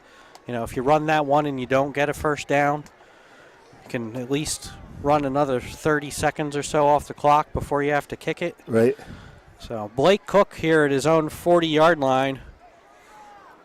Going to get another crack at this one. And Warren's going to push it right to the limit here as they were struggling to get guys out here. Uh-oh. He shanked that one, John. Short. And, only everybody's getting away from it. Yeah, only makes it to about Warren's own 46-yard line before it starts going backwards. And it's Warren's at the going to down 38, that I one believe, at the right? 38. So Yeah. disaster for Warren here to give the ball back to Corry with just 58 seconds left, but on their own 38-yard line. Yeah, the Beavers are in their huddle on the sideline. Coach Goodwill going over what he wants them to do, and I think here you go for the dagger. yeah, that's what I say. Just go for it right now. See Keaton Frasina here by himself on this side. 3 receivers to the right. Wouldn't be surprised if they just send him on a fly route. Lamech Albers, the lone running back. There's a quick pass out to Blake Cook. Blake Cook trying to make a man miss, and he does, but one of the guys held him up long enough to get the tackle. Good tackle there. Lamech Albers comes into the game real quick, signaling, let's hurry up here, get this play going. 38 seconds and counting in the half. Calling that gain of 4 as Baker.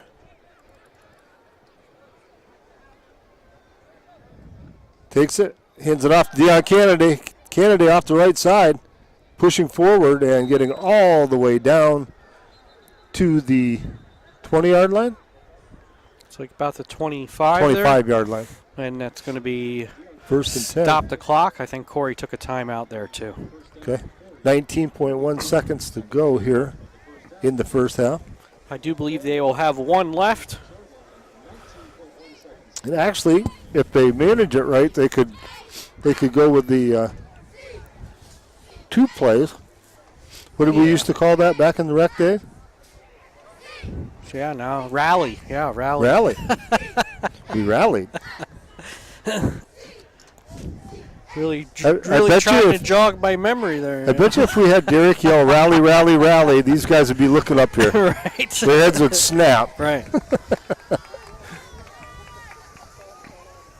Yeah, I mean, here you got enough time. You have a timeout. You can do whatever you want. You want to try and run one. You want to throw one. You can. The playbook's wide open here. Still got enough room on the field too for a decent pass route if you want to just send somebody in the end zone. Baker with a quick. Well, he's in the shotgun, so doesn't he really need to take a drop? Just wait 2 seconds and kind of throw one up there for anybody really. He puts Keaton to the right again and 3 receivers left. Albers in the backfield. I'm sorry, Marcus Meredith in the backfield. There's the pass to Frasina out of bounds.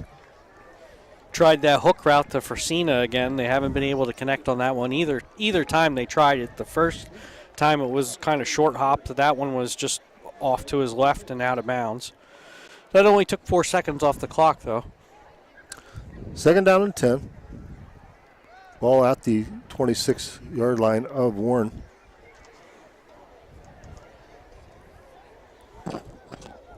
Trips left, single receiver right. Baker steps up. He's going to run it, and he's not going to go anywhere, and that's going to be they're going to stop the clock with 8 seconds. Coach Goodwill was right down there as soon as he realized that play wasn't going anywhere to get this last timeout called. It's going to be 3rd and 10, which is irrelevant, because you just have to get in the end zone here with 8.5 seconds left in the half. right? Corry And, up 33-0 over Warren.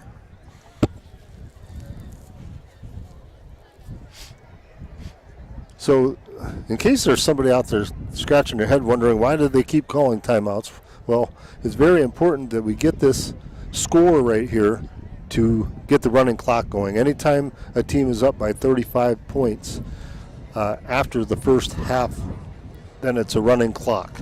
And it's a running clock the remainder of the game. Doesn't matter if the other team comes back and ties the game even. It's just a running clock. So Beavers looking to do that. Last week against Titusville, they were successful as we went up, was it, I believe, 42-3 at halftime, correct? Yes. So here they come. Beavers got to get in the end zone right here. Blake Cook on the left side by himself, and he fakes the slant, cuts back, and he's wide open, and Baker's throw is just a little too far. But, John, there's still 2 seconds left on the clock. What a play, what a move. Blake faked the defender out so bad looked like he was going on a slant, and then cut it back to the corner of the end zone, and Baker's pass was just a little out in front of Blake. Well, he came out of the huddle over there uncovered, and he's waving his arms. I'm waving my arms, And he finally did get covered, but his man was about 10 yards back, gave him plenty of space, and, he ran a beautiful route there. We got trips left, a single receiver right. Baker takes the snap. Last play of the first half is a long pass to the end zone, and caught for the touchdown, Keaton Fresita. Beavers strike again before the half. And it's now Corry 39, Warren 0, and the all-important, this one is all-important, Jim's Automotive extra point attempt. This will put us up to 40 points if we connect. This is a beautiful ball by Baker there. Just hit him right in stride. Nice catch by Fresina. Make sure he gets that foot down in bounds there. Yeah, and Keaton just has such knows where he's at all the time on the field, and just a great route right there. Here we go as Warren jumps off sides.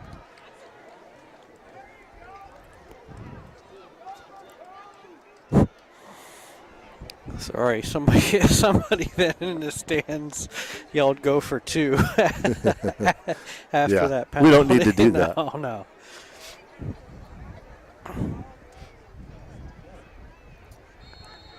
We got Keaton kicking and Jackson Lathrop on the hold. Snap is good. Hold is good. Kick is up, and the kick is good. So we go to halftime with the Corry Beavers leading the Warren Dragons by a score of 40-0. Corry Beavers football coverage on Channel 98.9 is provided in part by Steve Daniels Electric and Flicks Heating, Plumbing, and Air Conditioning, located at 147 East Main Street, Corry. They offer residential and light commercial new services as well as electrical repairs, well pumps, and water conditioning systems. Phone 814-665-6034, online at flicksheatingplumbingandac.com. Channel 98.9 FM thanks Steve Daniels Electric and Flicks Heating and Plumbing for their support of Corry Beavers football coverage. Support for Corry Beavers football on Channel 98.9 is provided in part by Corry Ford at 13626 Route 6 in Corry. Corry Ford is your go-to spot for new and used cars, parts, and service. Online at humesford.net. Phone 844-373-4586. Corry Ford wishes the Corry Beavers the best of luck this season. Channel 98.9 thanks Corry Ford for their support. Support for Corry Beavers football on Channel 98.9 is provided in part by Corry Manufacturing, providing precision components for the aerospace industry since 1945. CMC wishes the Beavers luck in their pursuit of greatness on the field. Corry Manufacturing is located at 519 West Main Street in Corry. Now hiring for all positions at CorryMFG.com. Channel 98.9 thanks Corry Manufacturing for their support. Once again, we'd like to thank all of our sponsors. We're here at halftime at War Memorial Field in Warren. It's getting dark now, chilling off a little bit. Corry heating things up, 40-0. Yeah. The only thing that they didn't do right, I guess, was convert on a couple of extra points. And other than that, they've had a just couple been, few penalties. Yeah, Nothing yeah. major. Those are things that we need to clean up. Right. Largely a lot like last week. You get some action on special teams, this time a punt instead of a kickoff. You don't have an interception this half or an interception return. We get the work done on the ground, but largely in the air. Baker, I think, having a heck of a game so far. Yeah, he looks good. And you said it right at the beginning of the game, John. You said, the IQ of the quarterback is very important. And I tell you what, Lucas Baker is a student of the game. He really is. He's put a lot of years in. He, played behind Nolan Corry for 3 years, and he learned a lot. And he does a great job. He's just a really good kid. He's a fun kid to have on the football team, and we're very lucky to have a senior, his senior leadership. Yeah, I was talking last night around the dinner table with my son Tyler. Tyler, happy birthday to Tyler yesterday.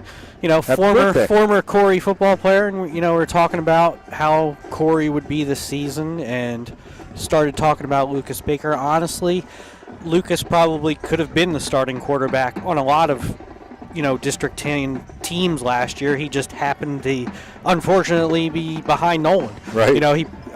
He's got the size. He's got the arm for sure. We saw that a lot last year when he would come into the games when they were, well at hand.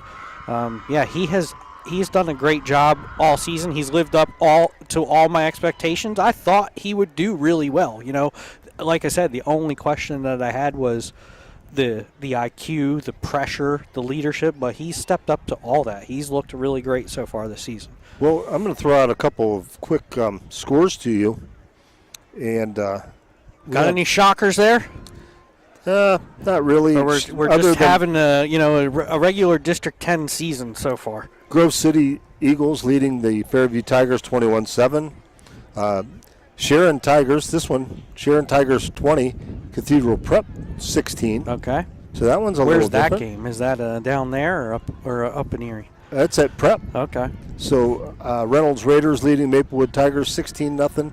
General McLean Lancers lead the Harbor Creek Huskies 14-0.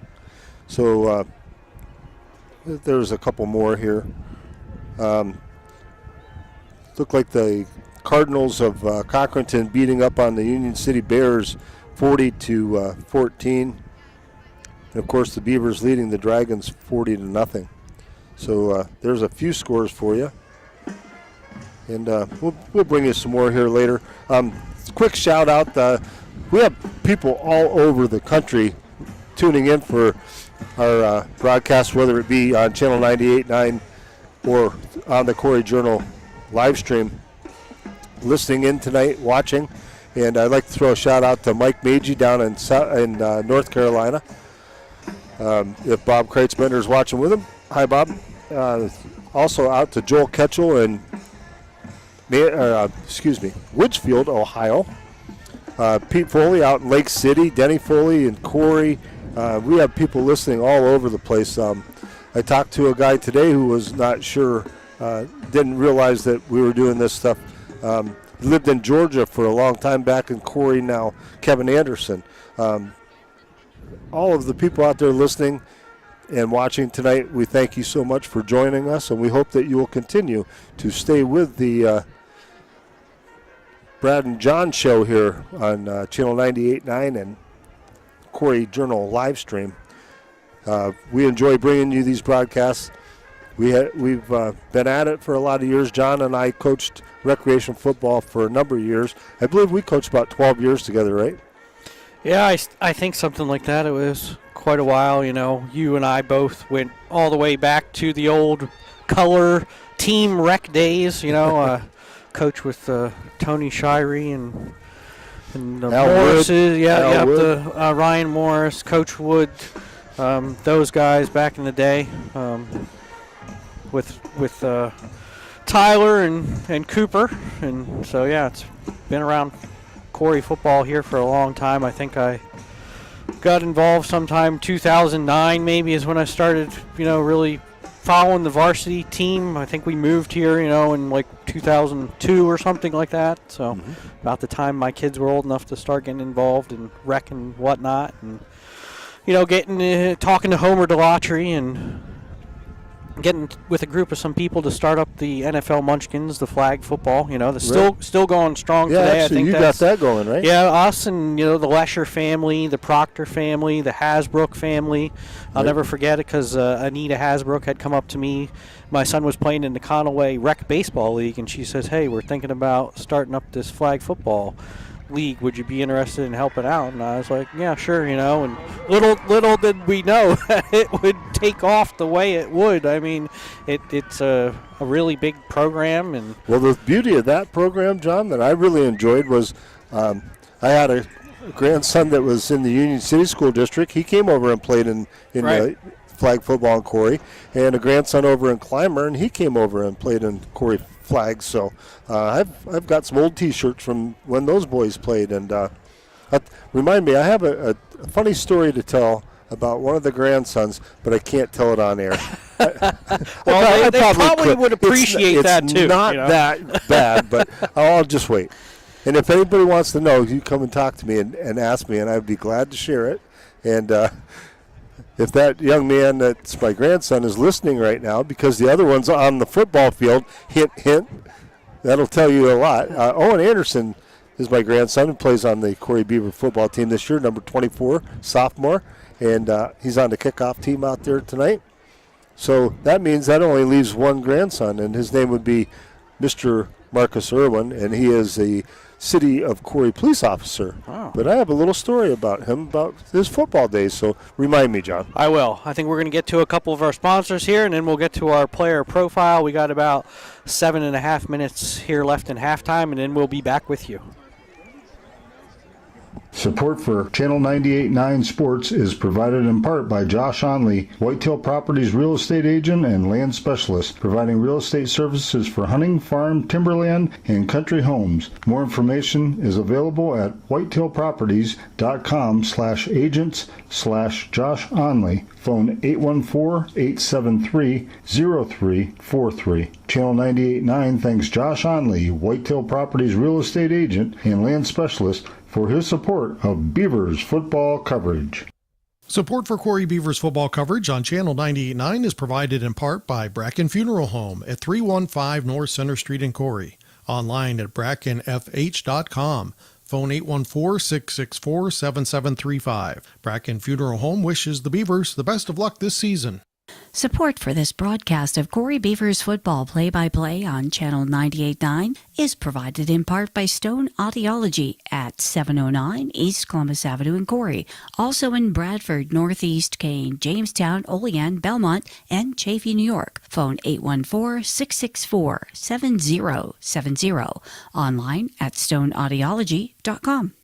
The Corry Gridiron Club is a proud supporter of Corry Beavers football play-by-play coverage on Channel 98.9. Best of luck this season to the Beavers from the Corry Gridiron Club. Corry Beavers football coverage on Channel 98.9 is brought to you in part by O'Brien's Transmission Service, providing automatic and standard transmission service and parts since 1955. Located at 4800 Matthews Run Road in Youngsville. Phone 814-563-7120. O'Brien's Transmission Service wishes the Beavers the best of luck this season. Player Profile on Channel 98.9 is brought to you by the following. Your daily serving at 425 North Center Street in Corry. Phone 814-392-2373. Painted Finch Gallery at 32 North Center Street. Online at paintedfinchgallery.com. Tamarack Tavern, 136 North Center Street, Corry. Phone 814-964-3123. Family Dentistry, 62 West Columbus Avenue in Corry. They're also located in Union City. Family Dentistry, CorryUC.com. Epiphany's Emporium, 34 North Center Street, epiphaniesemporium.com. Flicks Heating, Plumbing, and AC, and Daniels Electric in Corry. Phone 814-665-6034. Jim's Automotive at 13250 Route 6 in Corry. Phone 814-664-9603. Fox Family Insurance in Corry. FoxFamilyInsurance.com. Dynasty Construction in Corry. ConstructionDynasty.com. Plaza's Lunchbox at 234 West Washington Street in Corry. Phone 814-664-8051. Subway Sandwiches at 20 West Columbus Avenue. Phone 814-664-9037. High T Fence Systems in Waterford. online at hightfenceincorporated.com. O'Brien Transmission in Youngsville, phone 814-563-7120. Healthy Smiles at healthysmilesofcorry.com. J.H. Napa Auto Parts in Corry, Union City, and Waterford, online at napaonline.com. Carney and Ruth Law Offices in Corry, phone 814-665-2301. Muirhoff's Appliances in Corry, muirhoffs.com. The New Kitchen Village online at kitchenvillage.com. Corry Snap Fitness at 124 West Smith Street, 814-462-2455. Peace Be at 113 North Center Street in Corry, phone 814-964-3204. Karate Chevrolet at the Y in Columbus, karatechevy.com. Corry Collision Center on Route 6, phone 814-665-9000. Mon's Merch in Corry, phone 814-663-7676. The Relevant Church at 100 West South Street in Corry, phone 814-964-4252. Humes Ford of Corry, online at humesford.net. Corry Beverage at 102 West Main Street in Corry, phone 814-665-0744. Reese and Renee Company at 105 East Main Street in Corry, phone 814-462-5563. Basically Bronze at 105 East Main Street in Corry, phone 814-462-6160. Nails by Jada at 105 East Main Street in Corry. The Pub and Bowl Air Lanes at 216 East Washington Street in Corry, phone 814-664-8782. Lavery's Laundromat, 109 East Washington Street in Corry, phone 814-323-6824. Fat Mon's Grub on Route 6 in Corry, phone 814-964-3159. Myers Contracting Company in Corry, online at myerscontracting.com. CJE Bingo Supplies at 36 West Main Street in Corry, phone 814-664-9360. Dusty's Garage and Towing at 34507 Mickle Hollow Road in Union City, 814-694-2332. Homestead Produce at 18600 Hare Creek Road, phone 814-462-9929. Deluxe Barber Company at 46 North Center Street in Corry, phone 814-694-7238. Chris Bemis, senior. How'd you get interested in football? My parents always had it on the TV, and I loved it. Who's had the most positive influence on you? Definitely like older players that were above me. What are your goals this season? Make it to the playoffs. What advice do you have for younger players? Work hard when you don't want to. What are your plans after high school? College. All right, good luck. Thank you. Nate Weiss, senior. How did you get interested in football, Nate? Watching Antonio Brown play for the Steelers. Who's had the most positive influence on you? My whole family. They've always been with me through the ups and downs. What are your goals this season? Win the region and go farther in the playoffs. What advice do you have for younger players? Go to all the summer workouts because you're going to get better. And when you go into Heat Week, not during the summer, it's really hard. So I'd say put in that work in the summer. What are your plans after high school? Go in the workforce. All right, good luck. Thank you. Keaton, first unit, senior. Keaton, how did you get interested in football? My dad. Who's had the most positive influence on you? My parents. What are your goals this season? Win the region title, and then go further in the playoffs. What advice do you have for younger players? Get in the weight room as early as you can. What are your plans after high school? Go to college. Good luck. Gavin Greer, senior. Gavin, how did you get interested in football? My father. Who's been the most positive influence on you? Definitely my parents. What are your goals this season? Make it farther than we did last year. What advice do you have for younger players? Go to all the summer games that you can. What are your plans after high school? Air Force. Good luck. Isaac Coots, senior. Isaac, how did you get interested in football? I really don't know. My grandpa signed me up one time, and then I just kept playing. Who's had the most positive influence on you? My grandpa. What are your goals this season? Make it farther than we did last year. What advice do you have for younger players? Don't miss summer workouts. What are your plans after high school? Go into the Air Force work. I'm not sure yet. Undecided? Yeah, okay. Pretty much. Good luck. You're listening to Corry Beavers football play-by-play action. Stay tuned for the second half coming up shortly on Channel 98.9.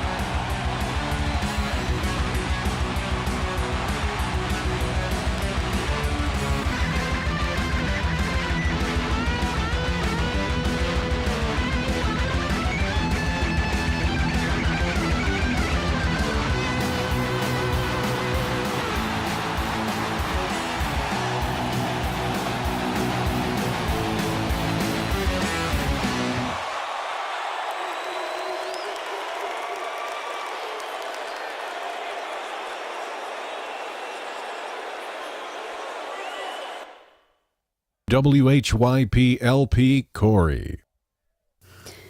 Support for Corry Beavers football play-by-play on Channel 98.9 is provided in part by the Corry Federal Credit Union. The Corry Federal Credit Union would like to wish the Beavers the best of luck this season. The Corry Federal Credit Union has been serving in the community since 1958. They offer a wide range of financial and banking services for you or your business. The Corry Federal Credit Union is located at 728 Worth Street in Corry, 56 North Main Street, Union City, 315 Main Street in Spartansburg, and online at www.corryfcu.org. Channel 98.9 thanks the Corry Federal Credit Union, a not-for-profit organization, for their support of Beavers football play-by-play. Support for Channel 98.9 Sports is provided in part by Josh Onley, Whitetail Properties real estate agent and land specialist, providing real estate services for hunting, farm, timberland, and country homes. More information is available at whitetailproperties.com/agents/Josh Onley. Phone 814-873-0343. Channel 98.9 thanks Josh Onley, Whitetail Properties real estate agent and land specialist, for his support of Beavers football coverage. Support for Corry Beavers football coverage on Channel 98.9 is provided in part by Bracken Funeral Home at 315 North Center Street in Corry. Online at brackenfh.com. Phone 814-664-7735. Bracken Funeral Home wishes the Beavers the best of luck this season. Support for this broadcast of Corry Beavers football play-by-play on Channel 98.9 is provided in part by Stone Audiology at 709 East Columbus Avenue in Corry, also in Bradford, Northeast Kane, Jamestown, Olean, Belmont, and Chaffee, New York. Phone 814-664-7070. Online at stoneaudiology.com. Corry Beavers football coverage on Channel 98.9 is provided in part by Corry Hometown Rent-Own in the Route 6 Plaza, offering appliances, furniture, electronics, cell phones, tires, and more. Rent-Own program and cash pricing available. Serving Corry, Union City, Canadota Lake, and Titusville. More info at hometownrto.com. And welcome back to War Memorial Field here in Warren, Pennsylvania, as the Corry Beavers are leading Warren 40-0. And kind of to add insult to injury, Warren won the toss and elected to get the kick. So now they have to kick it off to Corry to start the second half. Well, I wonder who they're going to kick it to, because we have Mr. Blake Cook back there and we have Mr. Connor Sterling back there. And actually, it isn't Blake. It is Blake. Yeah, I'm sorry. Yeah, Blake and Connor. They haven't had a kickoff yet this game. No. This is the Fox Insurance kickoff. It's going to be Blake Cook. Blake up the middle, looking for room, and he's going to bring it all the way back out to the 35-yard line. He fielded that about the 10, correct? Yep. Good return by Blake. So, I think we'll see probably what we saw last game. Maybe we'll see the varsity here for the first series and then turn it over to the JV. Yeah. Yep, that's usually the way they go. Coach Goodwill's very good about that. He's not looking to run the score up. Right. It's pretty much been settled already here. So why not give the younger guys a chance to get out and shine on a Friday night? Yeah. and keep everybody healthy. That's the whole thing. Here we go as the Beavers offense steps out onto the field. Lucas Baker leads the charges. We have trips to the left, single receiver to the right. Baker takes it, hands it off to Dion Kennedy. Kennedy off the right side, finding some room to the outside, and looked like a late hit over there, but no call. He's going to get just about 10, maybe 11 yards they're going to give him. I'm pretty sure that they're going to give him the first down, and they do, so that's going to move the chains. Good blocking out there, and Dion taking advantage of his blockers. And like Brad mentioned earlier, now we're into a running clock here because of the score. So the clock will not stop for any out of bounds or any first downs. We keep talking about the team speed, John, and I tell you, you just watch Dion right there. He just got to the outside very quickly, and you get to the outside, you can get 3 to 5 more yards in a hurry. Right, good vision there. He went through his hole, didn't bounce it outside. Baker looking over the defense. Takes it, hands off again. This time, Dion Kennedy off to the races. He's got two men to beat, and he gets in there for the Beaver touchdown. Dion Kennedy, a 54-yard scamper, and the Beavers strike quick here to start the second half. Big hole there on the left-hand side. Once he got through that hole, there was no linebacker there, nobody there for about 10 yards. Almost got tracked down from behind, but not with that speed. Makes it all the way into the end zone. It's going to make this one 46 to nothing. And that will probably be it for the starters. Starting varsity offense anyway. Right? Yeah, for sure. Keaton Fresina comes on for the Jim's Automotive extra point try.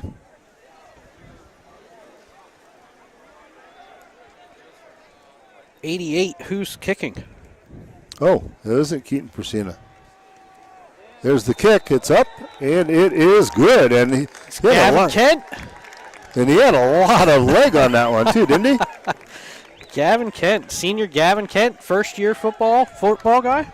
I'm looking at Derek. Derek knows Gavin Kent from playing basketball. I think he's first-year footballer out there to kick. Yeah, so first point of his career, they're really giving it to him on the sidelines. I like it.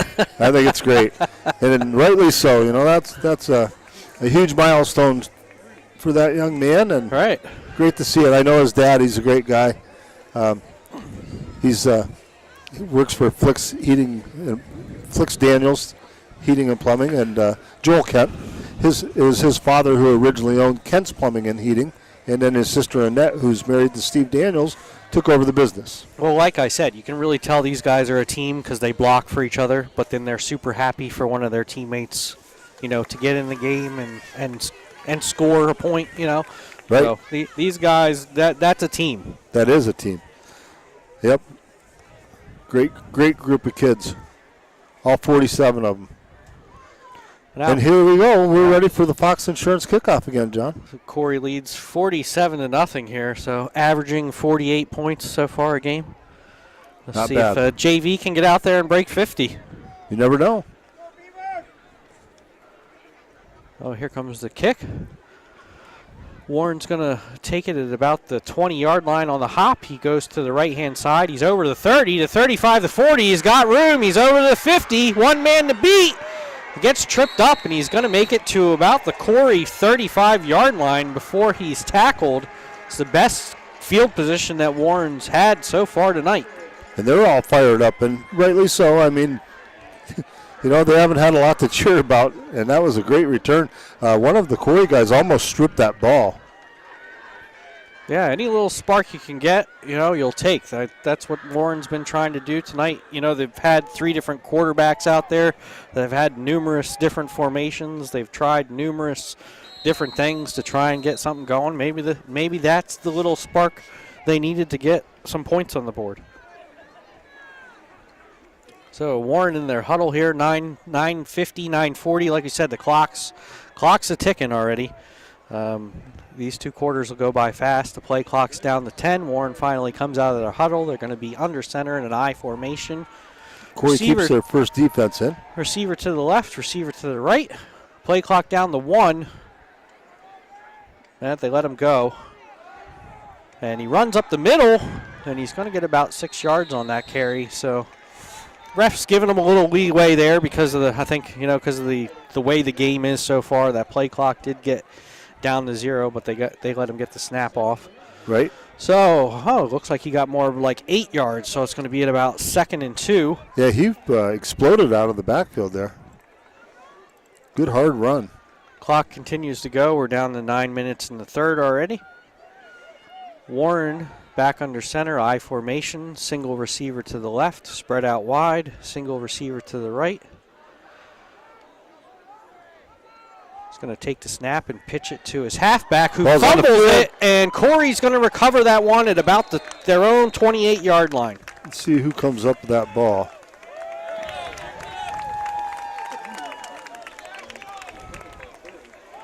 I believe it's Owen Nickerson, number 77.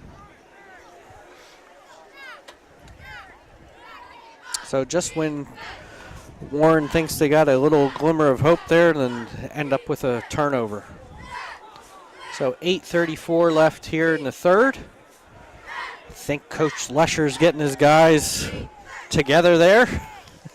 Yeah. Looks like the JV guys are coming in. Make sure you got 11 guys out there. That's the first step when you got to put your JV guys in. Right.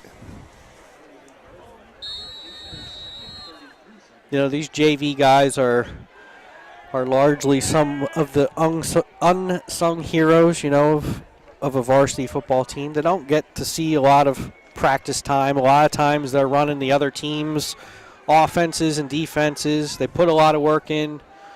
They're great team players, and that's how we make a good team, is by having guys that really want to contribute to the team in any way they can. Jackson Lathrop hands off, and I couldn't see who that was in the backfield for Corry, but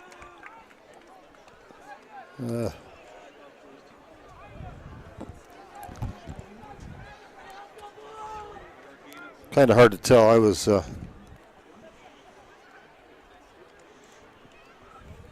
It's going to be 2nd and 7 here. Might have been Parker Savitz. Never heard of him.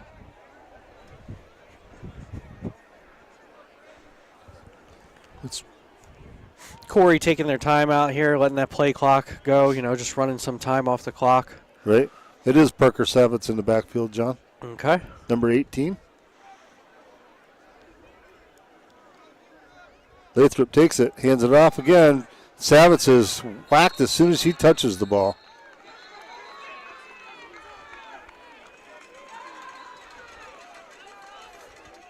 And Parker looks like he's gained a little size over the summer. Yeah, he's bulked up, as much as he could with that knee injury, so he's had some time off there. I can see that he has a brace on that knee and trying to get back into the swing of things here. Mason, his brother, is off to Barron there to wrestle with his other brother, Hunter, who's there to wrestle.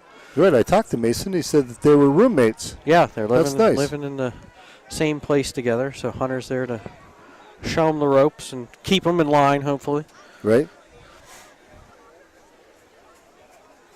Lathrop takes it, hands it off. That's Owen Anderson. Owen comes around the side and leaps forward to make at least get back to the line of scrimmage. Maybe a little gain on that.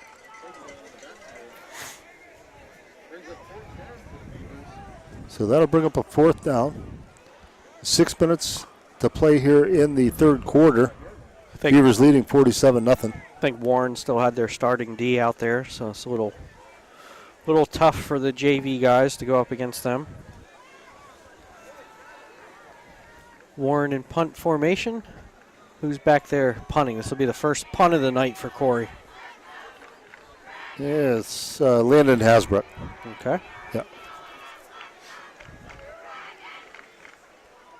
Warren's got a man deep at about his own 43-yard line. Hasbrook gets the snap. He's kicked it away. It's a low kind of line driver. Hits the ground around the 50 and going to take a Corry bounce. Warren's not going to touch that one. It rolls across the 40-yard line, just about to the 39 before it's downed, and that's where Warren's going to take over. Take a quick word from our sponsors here. This broadcast of Corry Beavers football coverage is sponsored by Meerhoff's Furniture and Appliance, providing refrigeration, cooking, dishwashers, and laundry appliances, as well as furniture for bedrooms, dining rooms, living rooms, and more. Meerhoff's is located at 128 West Smith Street and online at meerhoffs.com. Channel 98.9 thanks Meerhoff's for their support. Corry Beavers football coverage is brought to you in part by Dynasty Construction. Here we go, back in our coverage. Warren in the shotgun formation with a single back. Goes into motion. Goes a reverse that's going to end up getting about 6 yards on that play. That was a pretty good hit right there. It's going to bring up second down and about 4. See what they put up on the scoreboard. Second down and 6. Trying to see who a couple of these guys are. I usually could pick them right off, but yeah, we got our JV defense out there. No, it's got still the varsity. Still the varsity D. Yeah, I just wasn't sure. That's 76 is Nate Weiss. He laid the lick on last time. Warren with their quarterback back under center. It's number 12, Noah Bleck.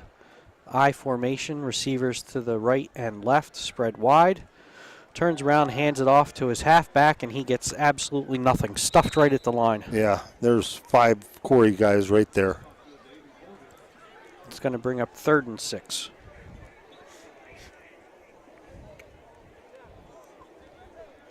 John, do you have any shout-outs to people listening out there watching? Well, like I said, yesterday is Tyler's 23rd birthday. Hopefully my wife's watching. Maybe she got tired of listening to me and turned it off by now. Yeah, and I would like to throw a shout out to my wife who takes in the ball games every Friday night while I'm doing them, and I appreciate everything she does, and hopefully she enjoys listening to our broadcast, John. Under center, I formation again, pitches to the left, and I don't think he got a yard on that play either. It's going to bring up 4th and 6.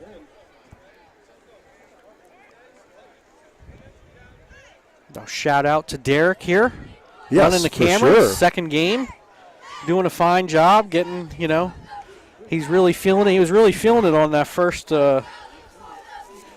punt return for a touchdown. Last week I thought he was going to get sunburn out there. I think he was down in front of us. So Warren, 4th and about 6, is going to punt the ball here. Still have Blake back to return this one. I think I'd be able to tell by now, but I still can't. Yeah, it's Blake. I could tell by the arm mannerism. sleeves. Okay. He was a character to have back in the day in rec football. Right. I don't know what happened there. Delay a game, I think, again on Warren, so they're going to back him up another 5 yards. That's going to move Blake up to about the 27, and the Warren punter back to about the 25. High snap, but he has plenty of time to get it off. Kicks that one high. Cook takes it, calls for a fair catch at the 32-yard line. So the Beaver JVs will come in and take over at the 32. And John would like to thank Brian Silvas back at the radio station, Aaron Passenger at the Journal, and everybody else who works hard behind the scenes to make these ball games possible. Yeah, thanks to Warren's AD, John Sittler, for getting us all situated over here tonight. Kind of a last-minute setup over here. It's helping me make sure we got power. Power and internet makes our lives a lot easier. We do have our own, but if it could be provided by them, it does save us a lot of time. So thank him for all his efforts tonight. Right. And again, like we said, great facility here. Redone the field. Nice big bleachers on this side, but man, we really do have them filled up here tonight. Yeah, this is a great crowd on both sides of the field, and It's nice to see high school football get the support that they deserve. It's going to be a penalty on Corry. So it's going to make first down and 15. As these JV guys still try to get things figured out there. I'd like to see him get a first down on this drive. Yeah. Clock continues to run. We're all the way down to 1:39 here in the third quarter as Corry leads 47-0. Trying to see who this is in the backfield now with Jackson Lathrop.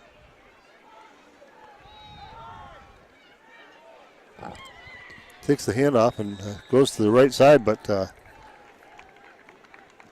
that was, looked like Levi Knapp maybe, number 25. Second down, it looks like maybe he got one positive yard on that one there. So we're going in the right direction. Well, JV's also in there, and, I'm sure Coach told him, let that play clock run down. Kind of throws off your rhythm. Right. They're already in, kind of a weird situation out there that's just a little bit weirder with the score being the way this is, and having to run the clock out. Like I said, yeah, it looks like Warren throws you off a little bit. Looks like Warren has changed out a few of their defensive guys, huh? Yeah, it looks like they still have some of their starters out there, I believe. Jackson Lathrop takes it, hands off, and not much happening there.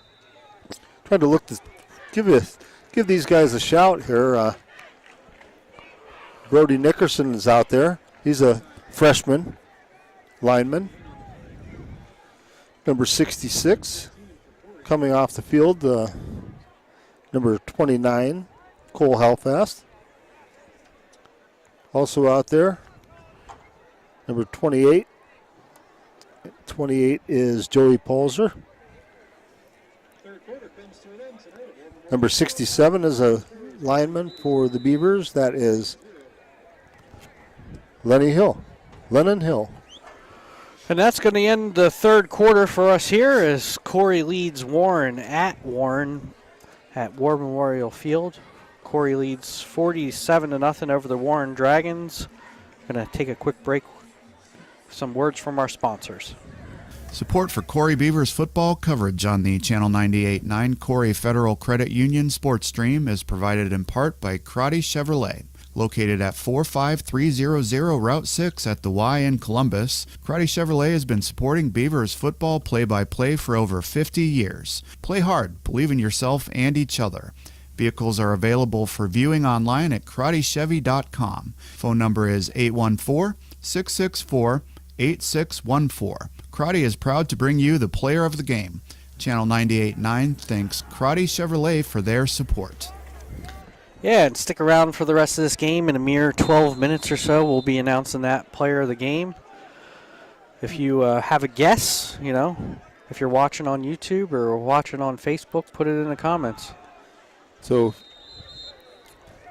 Jackson Lathrop takes it, hands off. And the handoff went to number 25. That's Levi Knapp. And I believe it was a face mask. Now Warren's going to get an unsportsmanlike conduct there for one of their cornerbacks, really giving it to one of our receivers late on the play there. It was just a little unnecessary roughness. It's going to end up being a 15-yarder and give Corry a first down. 21 just checked in. That's Xavier Woods. Oh, just short? It's going to be just short of a first down?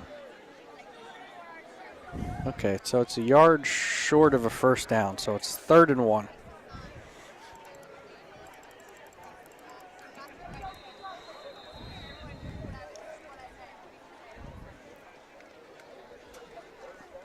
Beavers come up to the line of scrimmage. They got 3rd down on the box, 4th down on the scoreboard. Now they change it to 3rd down on the scoreboard. Lathrop watching the play clock. Got Levi Knapp in the backfield with him.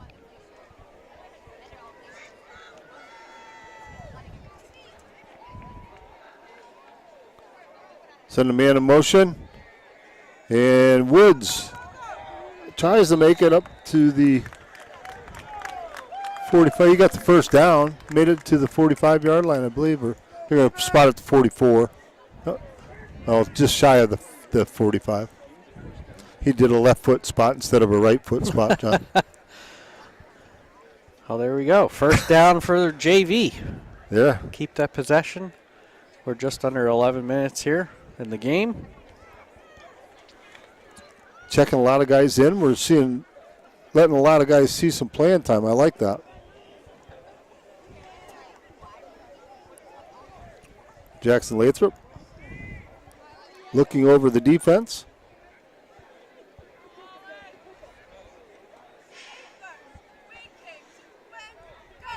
Takes it, hands off to Knapp. Knapp up the middle. Knapp keeps those feet moving, and he gets it all the way up to the 48-yard line, I believe they're going to spot him. Yeah, now we're talking. There we go. That's about a 4 yards, Yeah. Just Good hard, start getting that train going. Good hard run, and Levi, he's always been a tough kid. Yeah, long line of tough Knapp kids that we've seen over the years. Yep. Levi was one of those guys that played 3 years with us. As he played as a fourth grader. Bam Nickerson being another one I could think off the top of my head. Those guys were ready to put the pads on when they were in fourth grade. Yeah, I was thinking, is that Roman Kafferlin was another one. Is that actually Levi? He's just in ninth grade. It seems like he's been playing football for 100 years already. Right. Yeah, Levi's still in the backfield. And we got a timeout. I think did Warren take a timeout? timeout? I think Warren did. Take another quick break here, and we'll be right back in the action. Corry Beavers football coverage is brought to you on Channel 98.9 by Jim's Automotive, located at 13250 Route 6 in Corry. Phone 814-664-9602. Offering a full line of auto parts, propane filling, and more, Jim's Automotive wants to wish the best of luck to the Beavers this season. Corry Beavers football coverage is brought to you in part by Dynasty Construction, providing home construction and remodeling services for northwestern Pennsylvania and southwestern New York. More information at dynastyconstinc.com. Phone 814-882-5145. Channel 98.9 FM thanks Dynasty Construction for their support. So here we are back at Warren War Memorial Field. Corry leads 47-0. They have the ball with 9:38 left here in the game. It's going to be 2nd down and 7. Corry's JV offense on the field. And a nice gain again. I believe that was Levi Knapp. Another good run for another 3 or 4 yards. Yeah, Levi just churning away here. It's going to bring up about 3rd and 3. A couple of other guys checking in here. See who they are. Number 16 is Landon Walliser. I believe number 23, that's Asher Pillar.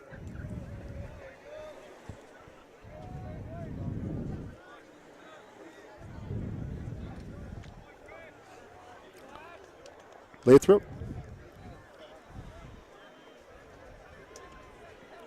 Takes it. Oh, he loses the handle on it, and he has to just fall on it. And bad break for the Beavers there. As took his eye off that ball for a second, it got by him. Taking a look on Facebook, some of the people checking in. Dave Hansen from Virginia said he grew up in Corry. Nice. Mike and Joni Sell watching from Wellsboro. Mike Sell? Yeah. That's a classmate of mine. Okay. Hi, Mike. Thanks for checking in. Yeah, we got lots of viewers, lots of listeners. We thank you for tuning in whichever way you can. Like I said, we're doing the easy work. It's the kids down on the field that are doing the hard work. And any way that we can help showcase those guys, Brad and I are all for that. Like That's you said. right. We Nice high punt by Landon Hasbrook. That one's going to take a Corry roll all the way down to about the 22 or so, 23. Going to get a couple more words in from our sponsors here. We got just about 7:46 left in this game. Support for this broadcast of Corry Beavers football play-by-play on Channel 98.9 is provided in part by American Legion Kitchen, located at 1460 Scioto Road in Corry.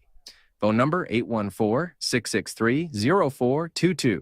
Channel 98.9 thanks the American Legion Kitchen for their support. Corry Beavers football on the Channel 98.9 Corry Federal Credit Union Sports Stream is sponsored in part by Corry Moose Lodge 98 at 332 East Washington Street in Corry, and on Facebook. Phone 814-664-4010. Warren taking over here at their own 31-yard line. They're going to be under center. I formation, receiver right, receiver left. Going to turn around and hand it off to the halfback. He's going to go through the Corry line. Only going to get about 2 or 3 yards before he's stopped. That's going to bring up a 2nd and 7. A couple quick scores for you. We got the Garfield Heights Bulldogs leading Erie Royals 6-0. Meadville Bulldogs lead the Connellsville Falcons 28-14. It's Farrell all over Fort LaBeouf 27-3. Cochranton leading Union City 49-13. General McLean over Harbor Creek 14-0. And Sharon Tigers Cathedral Prep Ramblers, Sharon leading 27-23. We'll give you some more here in a minute. Warren again in the I formation, pitches right to his tailback. He's going to take it for about another 7 yards, and it's going to bring up about a 3rd and 2. Got the Eisenhower Knights leading the Sagertown Panthers 28-20. Oil City leading Merciers 29-14. Reynolds leading Maplewood 30-6. Mentor Cardinals over McDowell 42-12. And Northwestern is trailing Cambridge Springs 29-6. Also Titusville leading the Yellow Jackets of Girard 35-28. Good for them. We're down to about 6 minutes here left in this game. Again, Corry leads 47-0. Warren in the I formation under center. Single receiver to the left, single receiver to the right. Warren takes the snap, hands it off to the fullback. And he's going to get, I believe, just across. His forward progress is going to get him just across for a 1st down. So we're going to look ahead to next week. Yes. Fort LaBeouf, right? That's right. We're at Fort LaBeouf for our 3rd straight road trip. And Fort LaBeouf is going to be angry by the looks of things. They're coming off a tough loss, so they're going to lose tonight by the looks of things to Farrell. And Farrell's usually a state-ranked team. Right. Even though they're a double A. Right. LaBeouf is always tough for us. I'm not sure over my time. I believe they've bested us more than we've bested them over the last for sure number of years. So that'll be a good test next week, really, to see where Corry stands this season. We know we're good. It's just a matter of how good, I think, is the question. Right, and like Coach Goodwill talks about, it happens at practice. You're going to get out of what you put into a practice. So if you play the way you practice and you're practicing hard, good things will happen. We're down to about 4.5 minutes here left in this game. Warren with a 2nd and 9. Come out in a under center I formation. Same formation they've had for most of the second half here. Single receiver to the left, single receiver to the right. Take the snap, pitch it to the right to the tailback. He's going to get about 3 yards. Good job by that defense. Let's call it a hard 2, maybe. Devin Mursky, number 44, from his linebacker spot there. Look like number 6 for the Beavers. And that is, I don't know. We don't have a 6. Maybe it wasn't. It's hard to read those numbers. I said those scrunched up numbers, and they're all 1 to 10.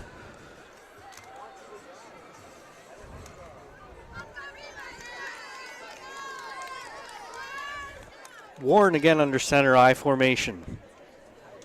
3:30 on the clock. 3rd and 9 for Warren. Trailing 47-0 here. Drops back to pass. Rolls to his right. intercepted by Corry, and he's taking that one back. Oh, made him pay for it. Who was that? Devin Mirsky? 44? Number 30-something, I believe, there. Okay, that was getting not mobbed on the Mirsky. sidelines. Yeah, that was not Devin Mirsky. Mirsky's 44. He's right there by himself. Gavin Greer. Oh, that was Gavin Greer, number 30. And Gavin made the tackler pay for tackling him, too. And he's going to get a little hard hat there, it looks like, as a reward on the sidelines.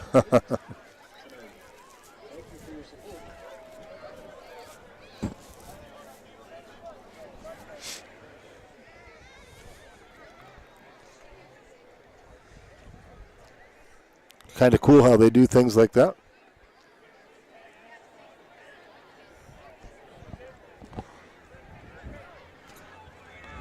Here we go as the Beavers hand off, and it looked like Mr. Knapp again.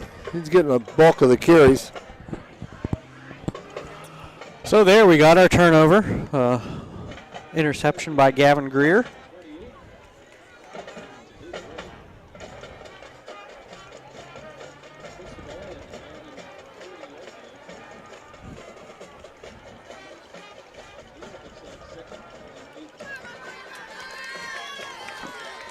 We're down to about 2:15 left in the game here. Corry trying to get things figured out here on offense. Lathrop has twins left, single receiver right.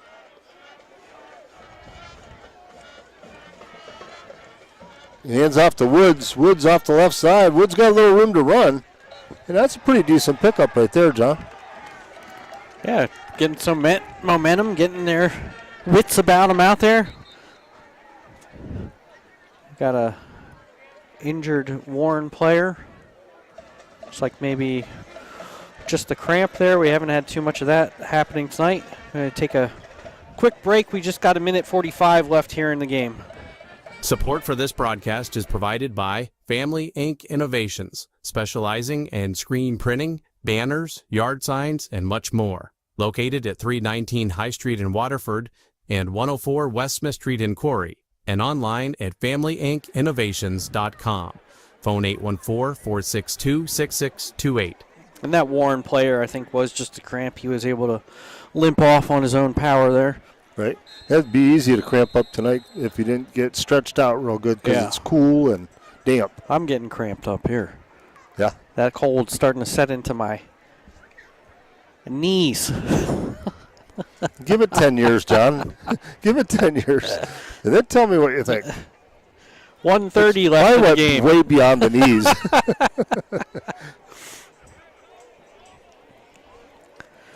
Corry just looking to snap this ball maybe one or two more times here.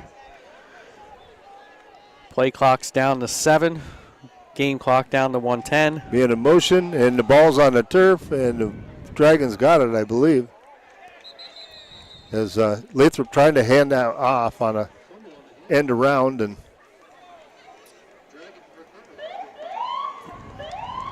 it is going to be Warren Dragons football with 58.5 seconds left. Another quick word from one of our sponsors, and we'll be right back. Corry Beavers football coverage on Channel 98.9 is provided in part by Corry, hometown rent-owned in the Route 6 Plaza, offering appliances, furniture, electronics, cell phones, tires, and more. Rent-owned program and cash pricing available. Serving Corry, Union City, Canadota Lake, and Titusville. More info at hometownrto.com. Again, I'd like to thank all of our sponsors. Clock has started. About 50 seconds left to go in this game. Corry leading 47-0 here in Warren tonight. Warren comes out. 2 receivers to the right, 1 to the left. Shotgun formation, single back. Play clock down to 2. Snaps the ball, drops back to pass, looking deep. And that ball is going to be well covered, thrown into double coverage, and knocked away. 15 seconds left in the game. I think that's going to be the last play. So Corry here is going to be victorious tonight in Warren at War Memorial Field. They're going to defeat the Warren Dragons 47-0. We're going to move to 2-0 on the season, John. Warren's going to get one more play in. Drops back to pass. Completes a pass over to the 40-yard line. And he's met by 3 Corry players who knock him out of bounds, and time expires. So, yes, Corry does win 47-0. Goes on to be 2-0 as they will face Fort LaBeouf next week. Yeah, and, good luck to Warren the rest of the way through. We hope that they can get things turned around. They had 2 tough opponents the first 2 weeks in Conant and Corry, so we hope that they get things going. It's been a long drought for them, and maybe they'll get it broke this year. But just outstanding game by the Corry Beavers. They did pretty much everything right. There's a few things that we need to clean up, penalties and a couple other things, but overall, I tell you what, they look very good, I thought, John. Yeah. And another wonderful job. Thanks, Derek, for a great job on the camera tonight. John, do you have any closing things? No, I think they did a good job again. IQ all around, being smart, no dumb penalties. Didn't have the turnovers. We won that turnover battle again.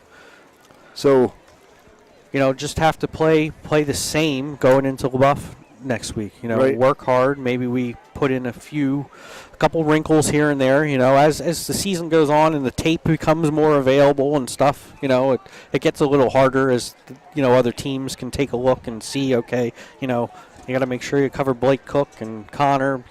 The good news is we got so many different guys. Right, you can't key on one. I don't think you can cover all of them. So. Right. So. Our Crowdy Chevrolet player of the game. You and I talked about this a little bit, and you picked him off early, actually in the first half. And go ahead. Yeah, Lucas Baker did a great job tonight.